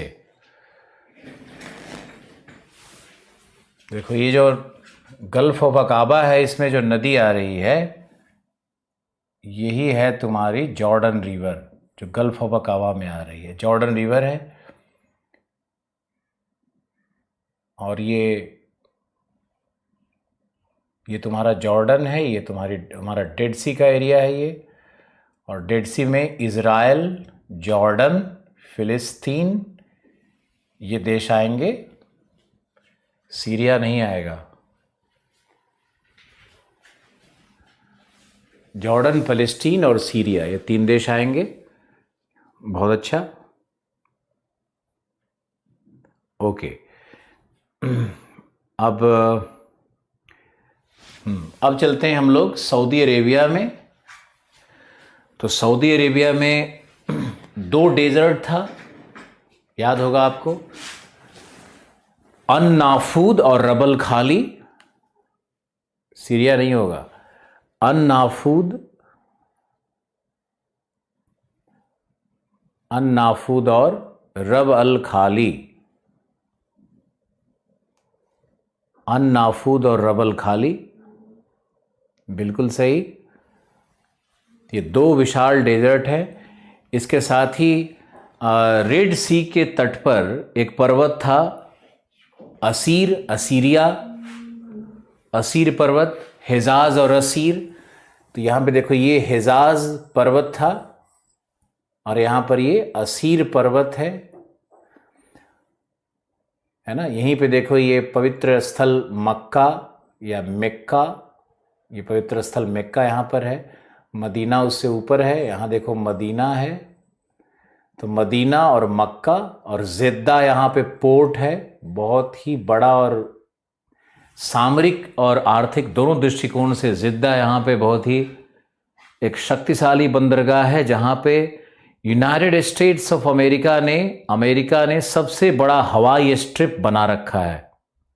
तो जिद्दा पोर्ट टोटली अमेरिका के पास है, अमेरिका इसका यूज करता है ना। यहाँ देखो ये मैंने बताया था, ये है तुम्हारा रबल खाली डेजर्ट, और यहाँ पर लिखा नहीं है लेकिन हम लिख देते हैं अन-नाफूद डेजर्ट ऊपर में है।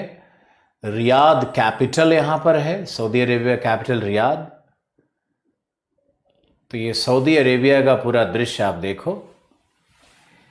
इज़राइल में अगर हम चलते हैं तो इज़राइल है इस तरह से बना हुआ,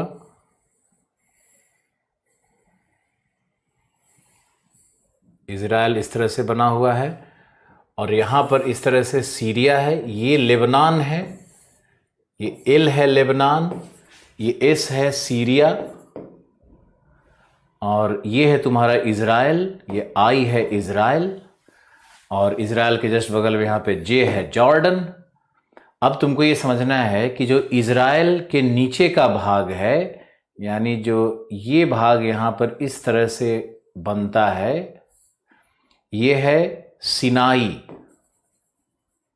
ये सिनाई प्रायद्वीप है जो कि इजिप्ट का है,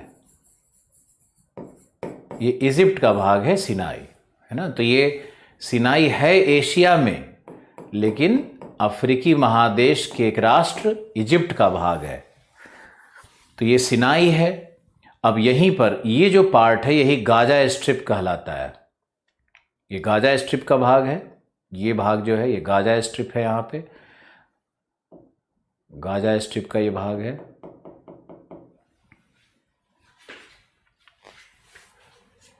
ये है तुम्हारा गाजा स्ट्रिप, ये यहाँ पे लिख लो गाजा स्ट्रिप है ये। और ये जो जॉर्डन नदी यहाँ पे आ रही है, जॉर्डन नदी जो रिवर है आर डॉट, तो ये जो भाग है यहाँ पर, ये भाग कहलाता है वेस्ट बैंक। ये तुम्हारा वेस्ट बैंक। तो Sinai, Gaza strip, West Bank, और फिर जो जेरूसलम है वो यहीं पे जो पैलेस्टीनियन वाला भाग है उसी के पास जेरूसलम है। हमारा मैप थोड़ा सा ऊपर हो गया है, पहले यहाँ दिखा दें कि ये जो भाग है सीरिया के अंदर में जो आ रहा है क्रॉस वाला, यही है तुम्हारा Golan Heights, GOLAN, Golan Heights. मैंने पहले भी बताया था वैसे तो ये गोलान हाइट्स का एरिया है सीरिया से लगा हुआ। और वेस्ट बैंक हो गया, गाजा स्ट्रिप हो गया, गोलान हाइट्स हो गया। अब है जेरूसलम का लोकेशन और वेस्ट बैंक। वेस्ट बैंक तो मैंने आपको दिखा ही दिया, और जेरूसलम इसी वेस्ट बैंक के बिल्कुल लगभग सेंटर में, ये जो पॉइंट यहाँ पर है यही है तुम्हारा जेरूसलम। जेरूसलम। अब इज़राइल यहाँ पर एक देश है, आई जो मैंने लिखा है इज़राइल एक देश है। तो इज़राइल ने पहले सिनाई को भी, Gaza strip, West Bank, Golan Heights, ये सब पे कब्जा कर लिया था अपने एरिया के रूप में, लेकिन सिनाई को इजिप्ट को वापस दे दिया है, गोलान हाइट्स को सीरिया को वापस दे दिया है एक समझौते के तहत। उसके बाद ये फिलिस्तीन के साथ इसका वेस्ट बैंक पे और गाजा स्ट्रिप पे कंट्रोवर्सी जारी है। और वेस्ट बैंक तो सबसे ज़्यादा विवाद का विषय यही दोनों रह गया है। इसका क्या समाधान निकलेगा भविष्य के गर्भ में है। ओके।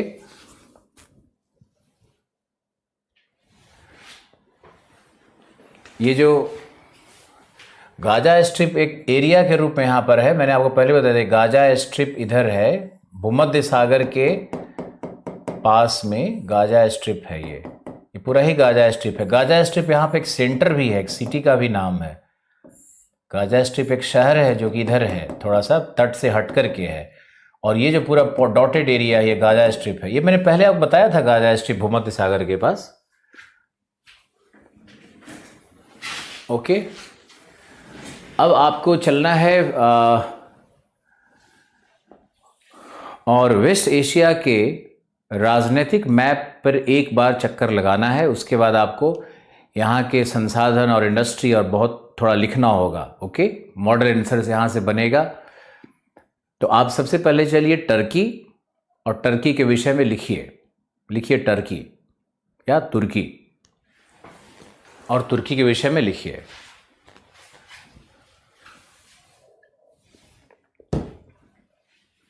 लिखो टर्की को, टर्की यहां पे है,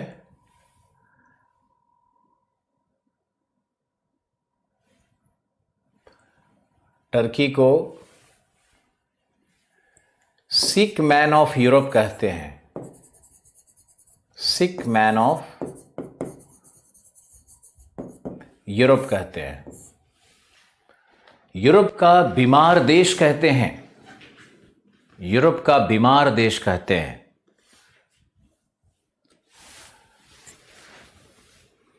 यूरोप के क्यों कहते हैं?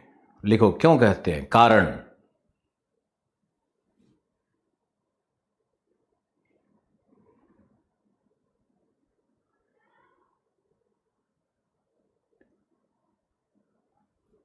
कारण नंबर 1 लिखो,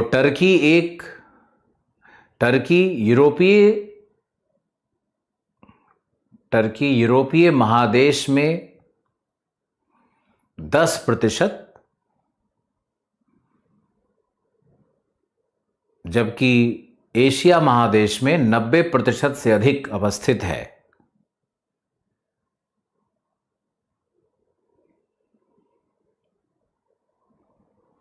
नब्बे प्रतिशत से अधिक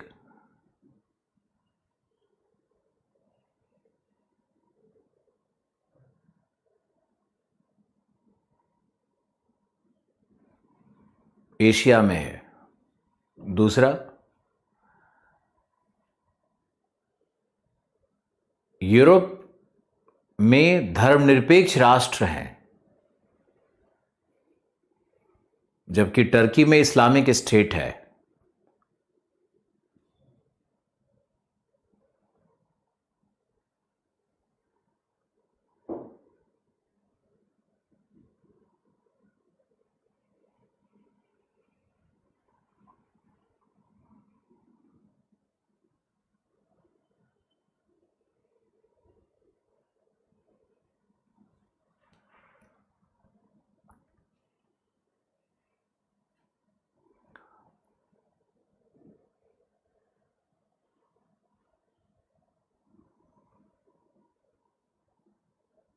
गाजा स्ट्रिप मेडिटेरेनियन सी के पास है। ये मैंने पहले भी आप लोगों को बताया था, आज भी बता रहे हैं, लेकिन गाजा स्ट्रिप एक और भी पॉइंट है। आप देखो यहाँ पे इस मैप में अगर आप देखोगे तो इसमें गाजा स्ट्रिप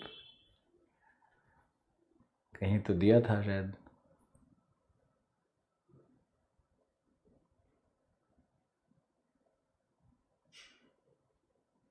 देखो यहाँ पे गाजा स्ट्रिप, यहाँ थोड़ा सा ये जो गाजा स्ट्रिप एक पॉइंट भी दिया हुआ है। गाजा स्ट्रिप एक जगह भी है और गाजा स्ट्रिप यहाँ पे पट्टी भी है वेस्ट एशिया के पास। ये पट्टी है ना, ये तट के पास गाजा स्ट्रिप, पहले ही बताया हुआ था आपको। हाँ, फिर लिखो, फिर देखो आप, सिक मैन ऑफ यूरोप क्यों कहते हैं? क्योंकि वो धर्मनिरपेक्ष राष्ट्र नहीं है। तीसरा लिखो, वो आर्थिक रूप से यूरोप से पिछड़ा है। आर्थिक रूप से यूरोप से पिछड़ा है। लेकिन जो सबसे मूल कारण है वो क्या है, अब बताते हैं। साइप्रस साइप्रस जो एक यहाँ देश है जिसकी राजधानी निकोसिया है, तो साइप्रस के उत्तरी भाग पर टर्की ने कब्जा कर रखा है। साइप्रस के उत्तरी भाग पर टर्की ने अपना उपनिवेश बना रखा है। इस कारण से भी यूरोपियन यूनियन टर्की का विरोध करती रही है पारंपरिक रूप से कि साइप्रस के इस भाग को आप छोड़ दो, है ना। तो ये भी एक विवाद का विषय है। नॉर्दर्न साइप्रस की जो समस्या है आपको आईआर में लोग पढ़ाएंगे। ओके, इसके बाद आपको चलना है अब टर्की के, लिखो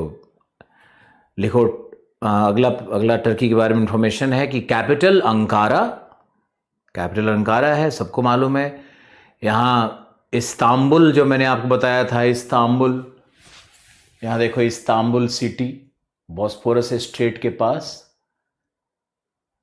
यहाँ पर इस्तांबुल है, बॉस्फोरस स्ट्रेट है, और ये जो है ये सी ऑफ मारमारा है। यहाँ जो सी ऑफ मारमारा आप देख रहे हो, उसके बाद ये है हमारा डार्डेनलिस,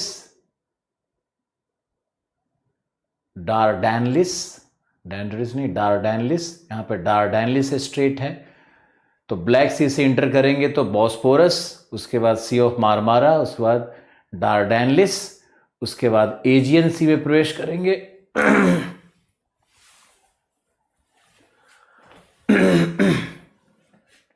तो ये जो इस्तांबुल है ये डिवाइडेड सिटी है, दो भाग में बटा हुआ है, थोड़ा सा यूरोप, थोड़ा सा मैंने कल आपको बताया था। और सबसे जो टर्की की महत्वपूर्ण जो पोर्ट है वो यहाँ देखो इजमीर है। इजमीर अभी भूकंप के कारण भी न्यूज़ में था, इजमीर है। यहाँ देखो लेक वान है, जो हमने आपको बताया, लेक वान पूर्वी भाग में टर्की के। और यही लेक उर्मिया है, जो साफ ईरान के अंदर में है और टैब्रिज सिटी के पास में है। टैब्रिज देखो यहाँ पे रेल रोड जंक्शन बहुत बड़ा है टैब्रिज। तो ये टैब्रिज सिटी, लेक उर्मिया, ये सब ईरान का भाग है। आप लोग पता नहीं कैसे एटलस देखते हो कि टर्की दिखते रहता है। और ये लेक वान टर्की के अंदर में है। बाकी जो भी सिटीज़ हैं वो इतना महत्वपूर्ण नहीं है, इसलिए कोई ज़्यादा ज़रूरत नहीं है आपको। एंटालिया यहाँ है ना, एंटालिया एक और बंदरगाह है। तो एंटालिया को, इजमीर को, इस्तांबुल को और अंकारा को, ये जो कैपिटल सिटी है अंकारा, इसको याद रखना है। बाकी टर्की में मैंने आपको बता ही दिया था, अंगोरा गोट्स है, मोहैर वूल मिलता है। तो टर्की के विषय में इतना ज्ञान काफ़ी है।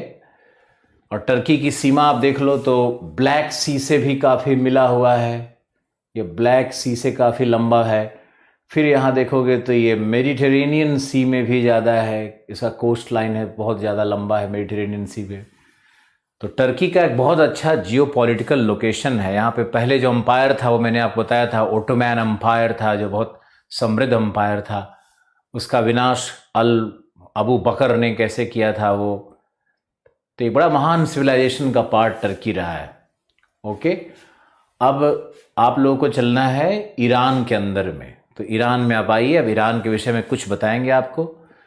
देखो ईरान का टाइटल बनाओ ईरान का। ईरान में पूर्वी भाग में जहेदान है, ये देखो ये रहा जहेदान, पहला सिटी जहेदान लोकेट करना है। यहीं पे रेलवे जंक्शन बन रहा है, ये जो भारत भी यहीं से कनेक्ट होगा। तो जहेदान रेलवे जंक्शन बन रहा है।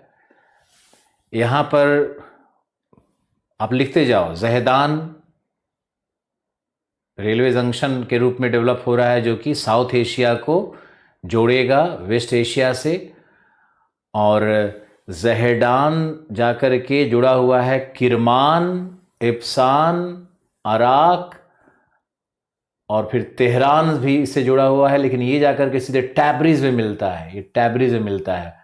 और टैब्रिज से जाकर के फिर ये येरेवान और आगे जाएगा ये रेल मार्ग। तो भारत से आप ट्रेन पकड़ करके यूरोप भी जा सकते हो। ये पहले से ही ट्रेन यहाँ पे कंस्ट्रक्टेड है, जहेदान टू टैब्रिज ट्रेन रेल मार्ग बना हुआ है। समस्या है ये पाकिस्तान के बीच में, तो रेल मार्ग भारत पाकिस्तान से जुड़ा हुआ है, लेकिन आगे उस रेल को जोड़ने की बात चल रही है। तो जहेदान टू टैब्रिज, जो लेक उर्मिया के पास है टैब्रिज, ये बहुत 2 इंपॉर्टेंट रेलवे जंक्शन है वहाँ का, इसको याद रखना है। यहाँ दिख रहा है मुझे किरमान। अब किरमान के विषय में आपको बताना बहुत ज़रूरी है। पश्चिम एशिया में कई सभ्यताओं और कई धर्म पहले हुआ करते थे। तो यहाँ पर ये जो किरमान है, ये किरमान, और एक सिटी और यहाँ पर है येज़्ड, YEZD, आपको लिखना है। ये दोनों जो सिटीज़ हैं ये सिटीज़ बहुत ही महत्वपूर्ण है ऐतिहासिक रूप से, क्योंकि ये सेंटर थे जोरास्ट्रियनिज्म का। ये जो एंशिएंट सिविलाइजेशन था उसका एक कल्चरल हार्ट था, सांस्कृतिक केंद्र था। इसको ऐसे लिख लो, ये सांस्कृतिक केंद्र था किरमान और येज, ये दोनों सेंटर था। जरथुष्ट्र आपने सुना होगा, जरथुष्ट्र धर्म था। और यहां पर जो ज़ेंदा अवस्था जो धर्म ग्रंथ लिखी गई थी वो किरमान में ही लिखी गई थी। तो किरमान एक ऐतिहासिक केंद्र है। यहाँ पर किरमान और येज 2 नगरों को जानना है। आपने लिख लिया होगा। यहाँ पे देखो है शिराज। शिराज को कहते हैं cultural capital of Iran. Siraj कहलाता है cultural capital of Iran. Iran का कल्चरल कैपिटल है शिराज। तो ये शिराज को भी याद रखो। शिराज है कल्चरल कैपिटल, ईरान का सांस्कृतिक राजधानी है शिराज, कल्चरल कैपिटल। तो ये हमारा शिराज हो गया। अब ईरान में हम लोग देखते हैं तो तेहरान वहाँ की कैपिटल हो गया। ये तेहरान कैपिटल है। अब देखते हैं कि तेल के कुआं कहाँ कहाँ हैं, सबसे अधिक तेल कूप कहाँ मिलते हैं, तेल कूप के भंडार कहाँ कहाँ पे हैं। तो हम लोग अब तेल कूप के भंडार को देखेंगे। तो सबसे पहले तो ये है बंदर अब्बास, पूरे पर्सियन गल्फ वाला जो एरिया है, बंदर अब्बास, बुशेर और आबादान, ये 3 सबसे बड़ा सेंटर है पेट्रोलियम का। आबादान, बुशेर और बंदर अब्बास, ये आपको याद करके रखना होगा। और पूरी दुनिया का लगभग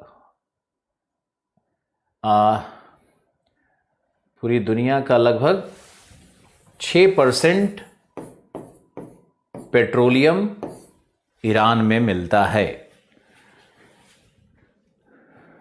6% पेट्रोलियम ईरान में मिलता है। ईरान में 1978-79 में एक घटना घटी। इस घटना को कहते हैं इस्लामिक रेवोल्यूशन। 78-79 में एक घटना घटी थी, उसका कहते हैं इस्लामिक रेवोल्यूशन। इस्लामिक क्रांति यहाँ पे हुई। और यहाँ के जो धर्म गुरु थे खुमैनी ने यहाँ के शासन पे कब्जा कर लिया। अब इसको समझना है कि ईरान पे जो धार्मिक धर्मावलंबी हैं, जो धार्मिक गुरु हैं, वो ईरान पे शासन करते हैं। और पूरा मिलिट्री कमांड, सैन्य शक्ति धर्मगुरु के हाथ में चला गया। इसका मतलब यह है कि भारत में अगर शंकराचार्य, चारों मठ के शंकराचार्य जो हैं उसमें से एक श्रेष्ठ मठ माना जाता है, तो हमारे यहाँ शंकराचार्य अगर हमारे आर्मी का नेतृत्व करें, यही कहानी ईरान की है। लोगों को अपने विषय में जब ये चीज़ें समझ में आने लगती है कि भाई हमारे यहाँ शंकराचार्य का रूल हो जाएगा तो कैसा होगा, तब उनको ये उसी आधार पे समझना चाहिए कि ईरान में सही हो रहा है या गलत हो रहा है, न कि अंधे की तरह और न कि बिल्कुल किसी भावनात्मक व्यक्ति की तरह सोचना चाहिए। क्योंकि धर्म गुरु आकर के क्या समझाएंगे आपको? वो न्यूक्लियर साइंस डेवलप करवाएंगे, वो अन्न का उत्पादन हो रहा है, उस पर टैक्स लेंगे, वो सब करेंगे, वो सब, लेकिन वो कोशिश यही करेंगे कि जो हजारों साल पहले किताबें लिखी गई है उसी के शब्द को कैसे स्थापित करें, क्योंकि उनके अनुसार वही सबसे स्वर्णिम शब्द होता है। लेकिन ऐसा होता नहीं है। जैसे जैसे साइंस बदलते जा रहा है वैसे वैसे सब कुछ चेंज होते जा रहा है, और हर कॉन्सेप्ट, जो धर्म की बातें, हर धर्म में जो चीज़ें हैं वो धीरे धीरे सब ध्वस्त होते जा रही हैं। अब ये बात अंधों को समझ में नहीं आती है, क्या करोगे। 78-79 इस्लामिक रिवॉल्यूशन, और वहाँ पे आयतुल्ला खुमैनी के पास पावर चला गया। आज भी ईरान एक इस्लामिक स्टेट है। अब ईरान में जो मुस्लिम रहते हैं वो शिया हैं। आपको बेसिक ये सब ध्यान में रखना है। ईरान शिया मेजॉरिटी का है। शिया और सुन्नी दो सेक्ट होते हैं ना इस्लाम में, तो शिया लोग हैं ईरान में, शिया धर्म को मानने वाले लोग हैं। और इराक जो यहाँ पर है यह भी शिया है, यह भी शिया है। कुछ लोग सोचते हैं कि इराक सुन्नी होगा, बिल्कुल नहीं। जो अरब है ये सुन्नी है, लेकिन शिया मेजॉरिटी है इराक में भी और ईरान में भी। ये पूरा शिया का बेल्ट है, ये पूरा शिया का बेल्ट है। सीरिया के भी बड़े भाग में शिया रहते हैं। ओके, तो ये ईरान शिया डोमिनेटेड पॉपुलेशन है यहाँ पर। अब यहाँ पे हमने 3 पेट्रोलियम फील्ड आपको दिखा दिया, आप उसको देखो। तेहरान है, टैब्रिज है। ईरान के विषय में इतना जानकारी आपके लिए बेसिक लेवल पे काफ़ी है। ईरान पेट्रोलियम के कारण रिच बना हुआ है, उसके पास संसाधन है, वो एक्सपोर्ट करता है, भारत को एक्सपोर्ट करता है बड़ी मात्रा में, और उसके कारण उसका जो अंतर्राष्ट्रीय करेंसी उसके पास बहुत रहता है, डॉलर्स बहुत रहता है। तो और ईरान में देखोगे तो पर कैपिटा इनकम भी लगभग $10,000 प्रति व्यक्ति के आसपास में पर कैपिटा इनकम भी ईरान का बनता है। तो ईरान एक तरह से समृद्ध देश है। और ईरान एकमात्र देश है वेस्ट एशिया का जिसका जो कैस्पियन का जो भाग है, ये इस भाग में अच्छी खासी खेती होती है। यहाँ पे कृषि प्रणाली विकसित है और यहाँ पर गेहूं और कपास की खेती होती है। गेहूं और कपास का क्षेत्र है ये कैस्पियन का जो बेल्ट है। याद रखना है इसको कि ईरान कृषि में भी बेहतर है बाकी देशों से, और कैस्पियन के किनारे वाले क्षेत्र में वहाँ पर गेहूं और कपास की खेती होती है। ईरान ने एक सिंचाई पद्धति बनाई है जिसका नाम है कनात इरिगेशन। यहाँ पर कनात, या इसको कहते हैं गनात भी कहते हैं, गनात भी कहते हैं, गनात सिंचाई तंत्र है, इसको भी याद रखना है। ये गनात इरिगेशन सिस्टम क्या है? पाइपलाइन से इरिगेशन करना और बड़े बड़े पाइप को मरुभूमि के क्षेत्र में उसका विस्तार करना, उस पाइप के थ्रू पानी को पौधे के जड़ों में पहुंचाना। एक तरह का ये ड्रिप इरिगेशन ही है, एक तरह का ये टपक सिंचाई जैसा ही होता है, लेकिन इसमें पाइपलाइन के थ्रू, बड़े बड़े लोहे के पाइप के थ्रू पानी को खेतों में पहुंचाया जाता है। ये बहुत अद्भुत है। और मरुभूमि में भी ग्रीन रिवोल्यूशन ये आता है। डेड सी यहाँ पर है, बार बार पूछ रहा है डेड सी कहाँ है। ये देखो, ये रहा डेड सी, ये डेड सी यहाँ पर है लिखा हुआ। जॉर्डन और इज़राइल और फिलिस्तीन के बीच में छोटा सा है ना ये डेड सी, ज़्यादा बड़ा दिखेगा नहीं आपको। आप यहाँ पे आओ वापस। गेहूं कपास, कनात इरिगेशन, कनात या गनात सिंचाई पद्धति, कुछ नहीं भूलना है आपको, याद रखना है। अब इस सिंचाई पद्धति के विषय में आपको हम बताते हैं और डिटेल से।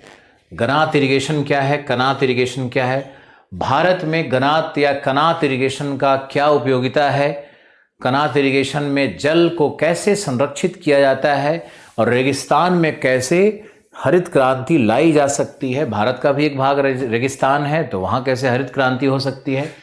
तो आपको इस विषय में थोड़ा एक एग्जाम्पल और दे देते हैं। आपने इज़राइल का नाम तो सुना होगा। तो इज़राइल एक ऐसा देश है जहाँ के पश्चिमी भाग में मरुभूमि थी जिसका नाम है नुगेव डेजर्ट। ये नुगेव डेजर्ट है इज़राइल के पश्चिमी भाग में। ये हमारा इज़राइल है, तो इज़राइल के पश्चिमी भाग में, ये तो गाजा स्ट्रिप था, ये इज़राइल के पश्चिमी भाग में ये नुगेव डेजर्ट है। यही निगेव डेजर्ट है। जॉर्डन से जहाँ सीमा सटती है वहाँ NUGEV निगेव डेजर्ट था।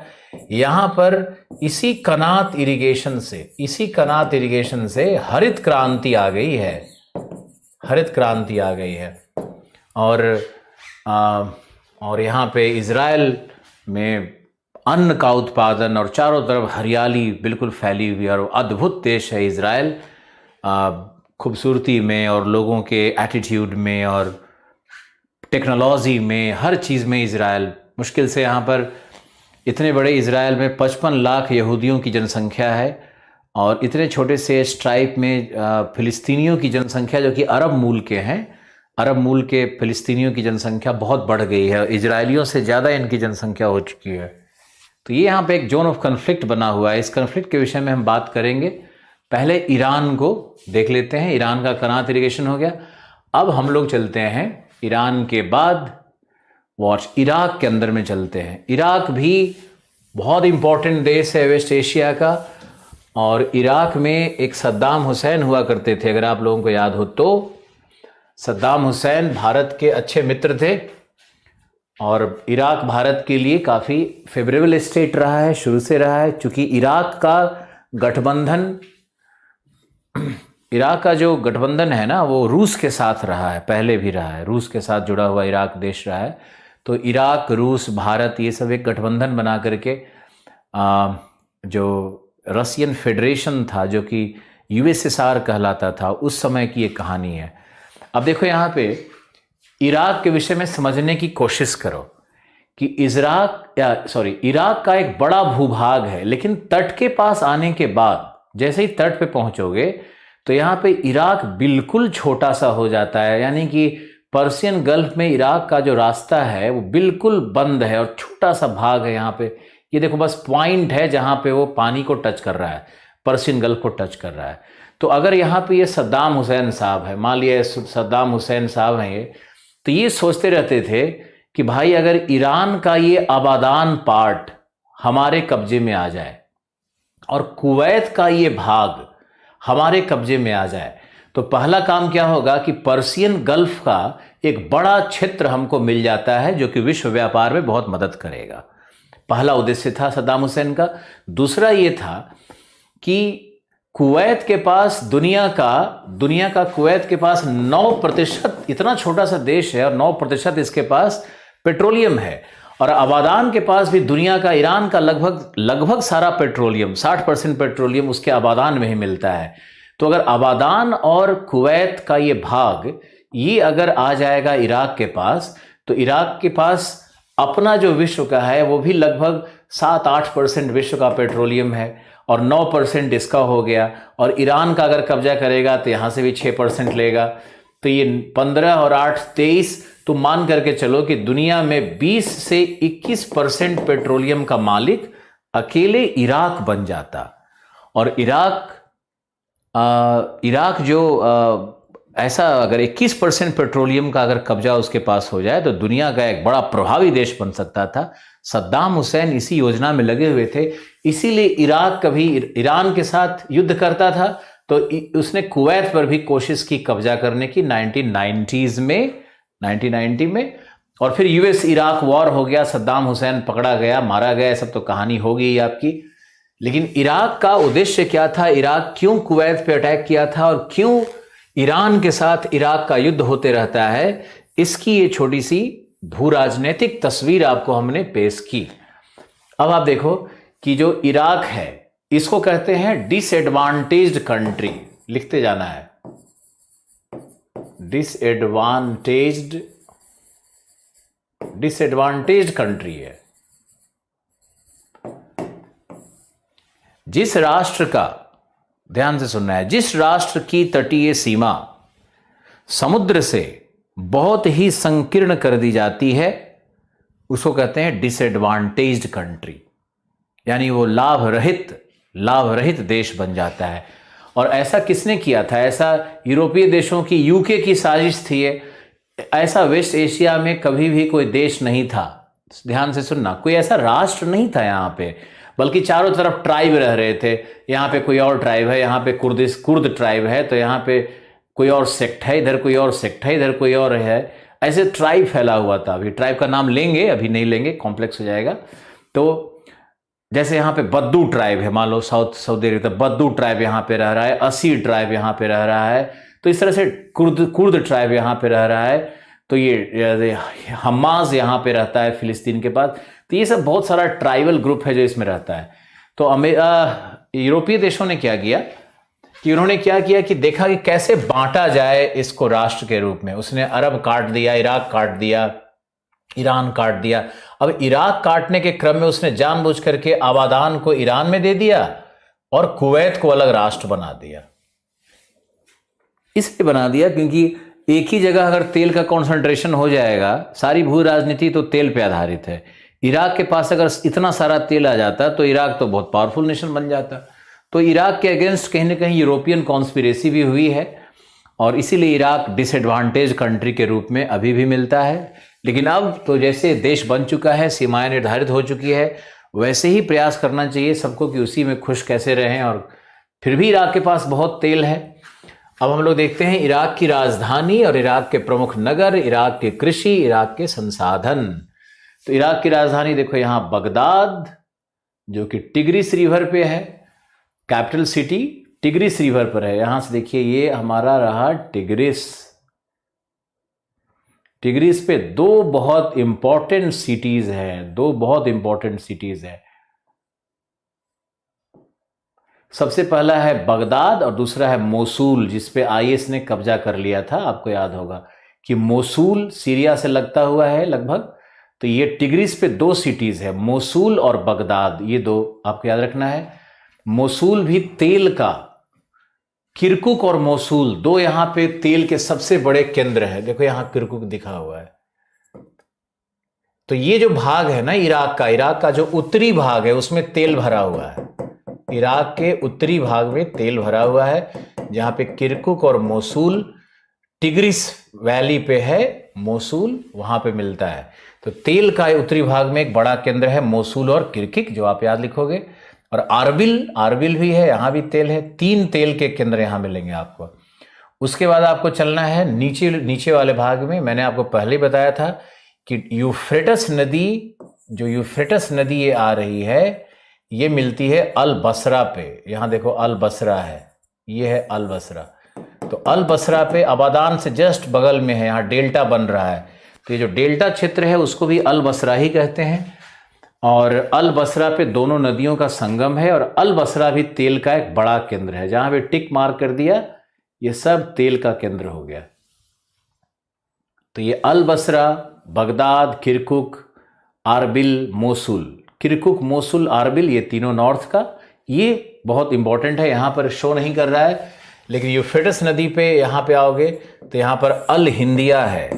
अल हिंदिया पे एक बना हुआ है, अल हिंदिया पे एक बना हुआ है क्या बोलते हैं, डैम बना हुआ है, रिजर्वायर है वहां पे। अल हिंदिया पे एक डैम बनाया गया है जो कि इराक के लगभग मध्य भाग में है, पानी के सप्लाई के लिए, एग्रीकल्चर के लिए। ओके। और ये मैंने बताया था दोनों नदी के बीच का भाग मेसोपोटामिया है। ओके। अब फिर इसमें जो इराक का पश्चिमी भाग है, ये पूरा मरुभूमि है, ये पूरा मरुभूमि का भाग है। ये सब सीरियन डेजर्ट का ही भाग है, ये पूरा मरुभूमि का भाग है इराक का ये। तो ये भाग महत्वपूर्ण नहीं है इराक का। इराक का भाग वही नदी वाला और नॉर्थ की तरफ ईरान की तरफ वाला भाग सब इंपॉर्टेंट है। कृषि कहाँ होता है, तो आप यहाँ आइए अल बसरा क्षेत्र में, जहाँ नदियों का संगम हो रहा है। तो अल बसरा में सबसे इंपॉर्टेंट फसल है डेट, यानी खजूर का खेती होता है। और यहाँ पर होता है कॉटन, और यहाँ पर होता है वीट।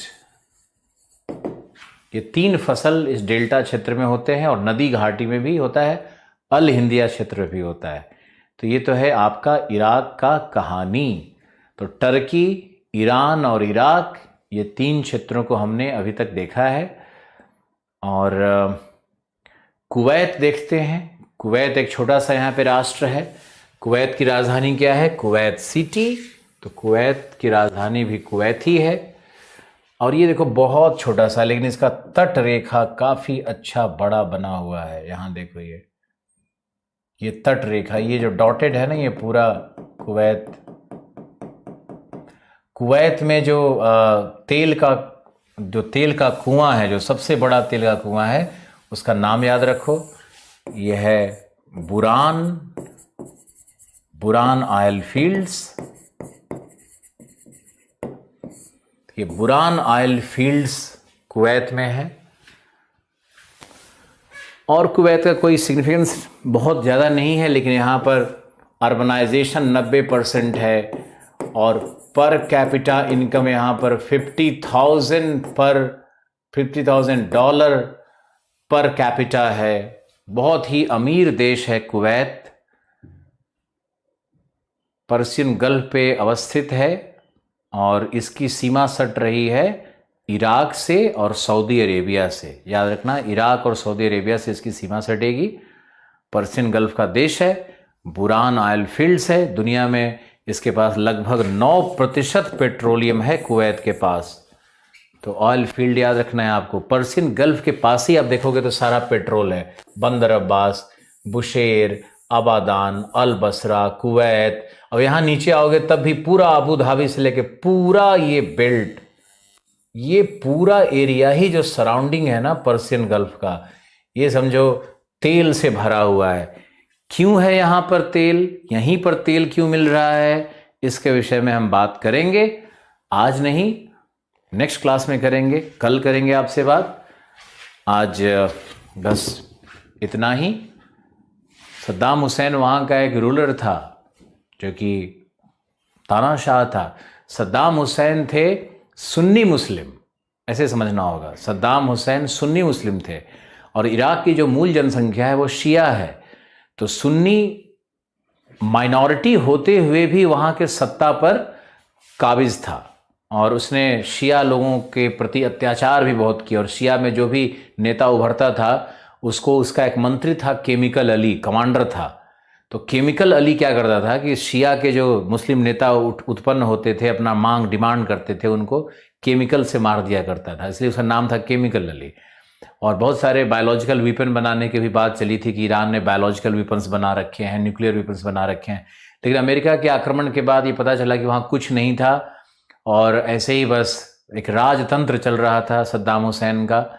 और सिर्फ हेरम में बहुत सारी खूबसूरत स्त्रियां लाखों की संख्या में मिलीं और कुछ नहीं मिला, जैसा कि रिपोर्ट या अफवाहें आती थी उसके विषय में।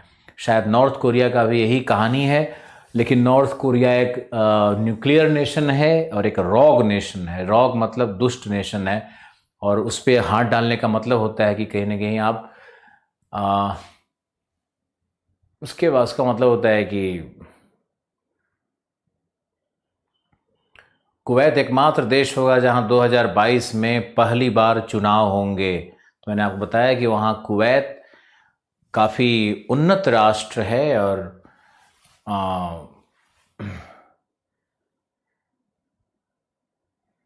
कुवैत में बहुत कुछ अच्छा हो रहा है। पूरे अरब में ही कुछ बहुत सारे परिवर्तन हो रहे हैं। वहाँ के लोग पुराने दकियानूसी विचार से उठ करके अब उनका कपड़ा पहनने का तरीका, उनका खान पान, उनका रहन सहन, देखो जीवन बना है इसलिए कि हम अपनी संस्कृति से सिर्फ प्यार न करें। जीवन इसलिए बना है कि हम दुनिया के हर संस्कृति से प्यार करें, भोजन का आनंद लें, दुनिया के हर जगह को अपना घर माने, दुनिया के हर इंसान को अपना माने, उसको कोई उस तरह से भेदभाव नहीं करे। मान लो कि कोई अफ्रीकन आदमी है, अफ्रीकन ट्राइब है, तो उसका भी अपना एक कल्चर है, संस्कृति है, उसको उसके कल्चर को भी देखना, उसमें भी आनंद ढूंढना, ये हमारे इंसान का, हम लोगों के जीवन का कर्तव्य होना चाहिए।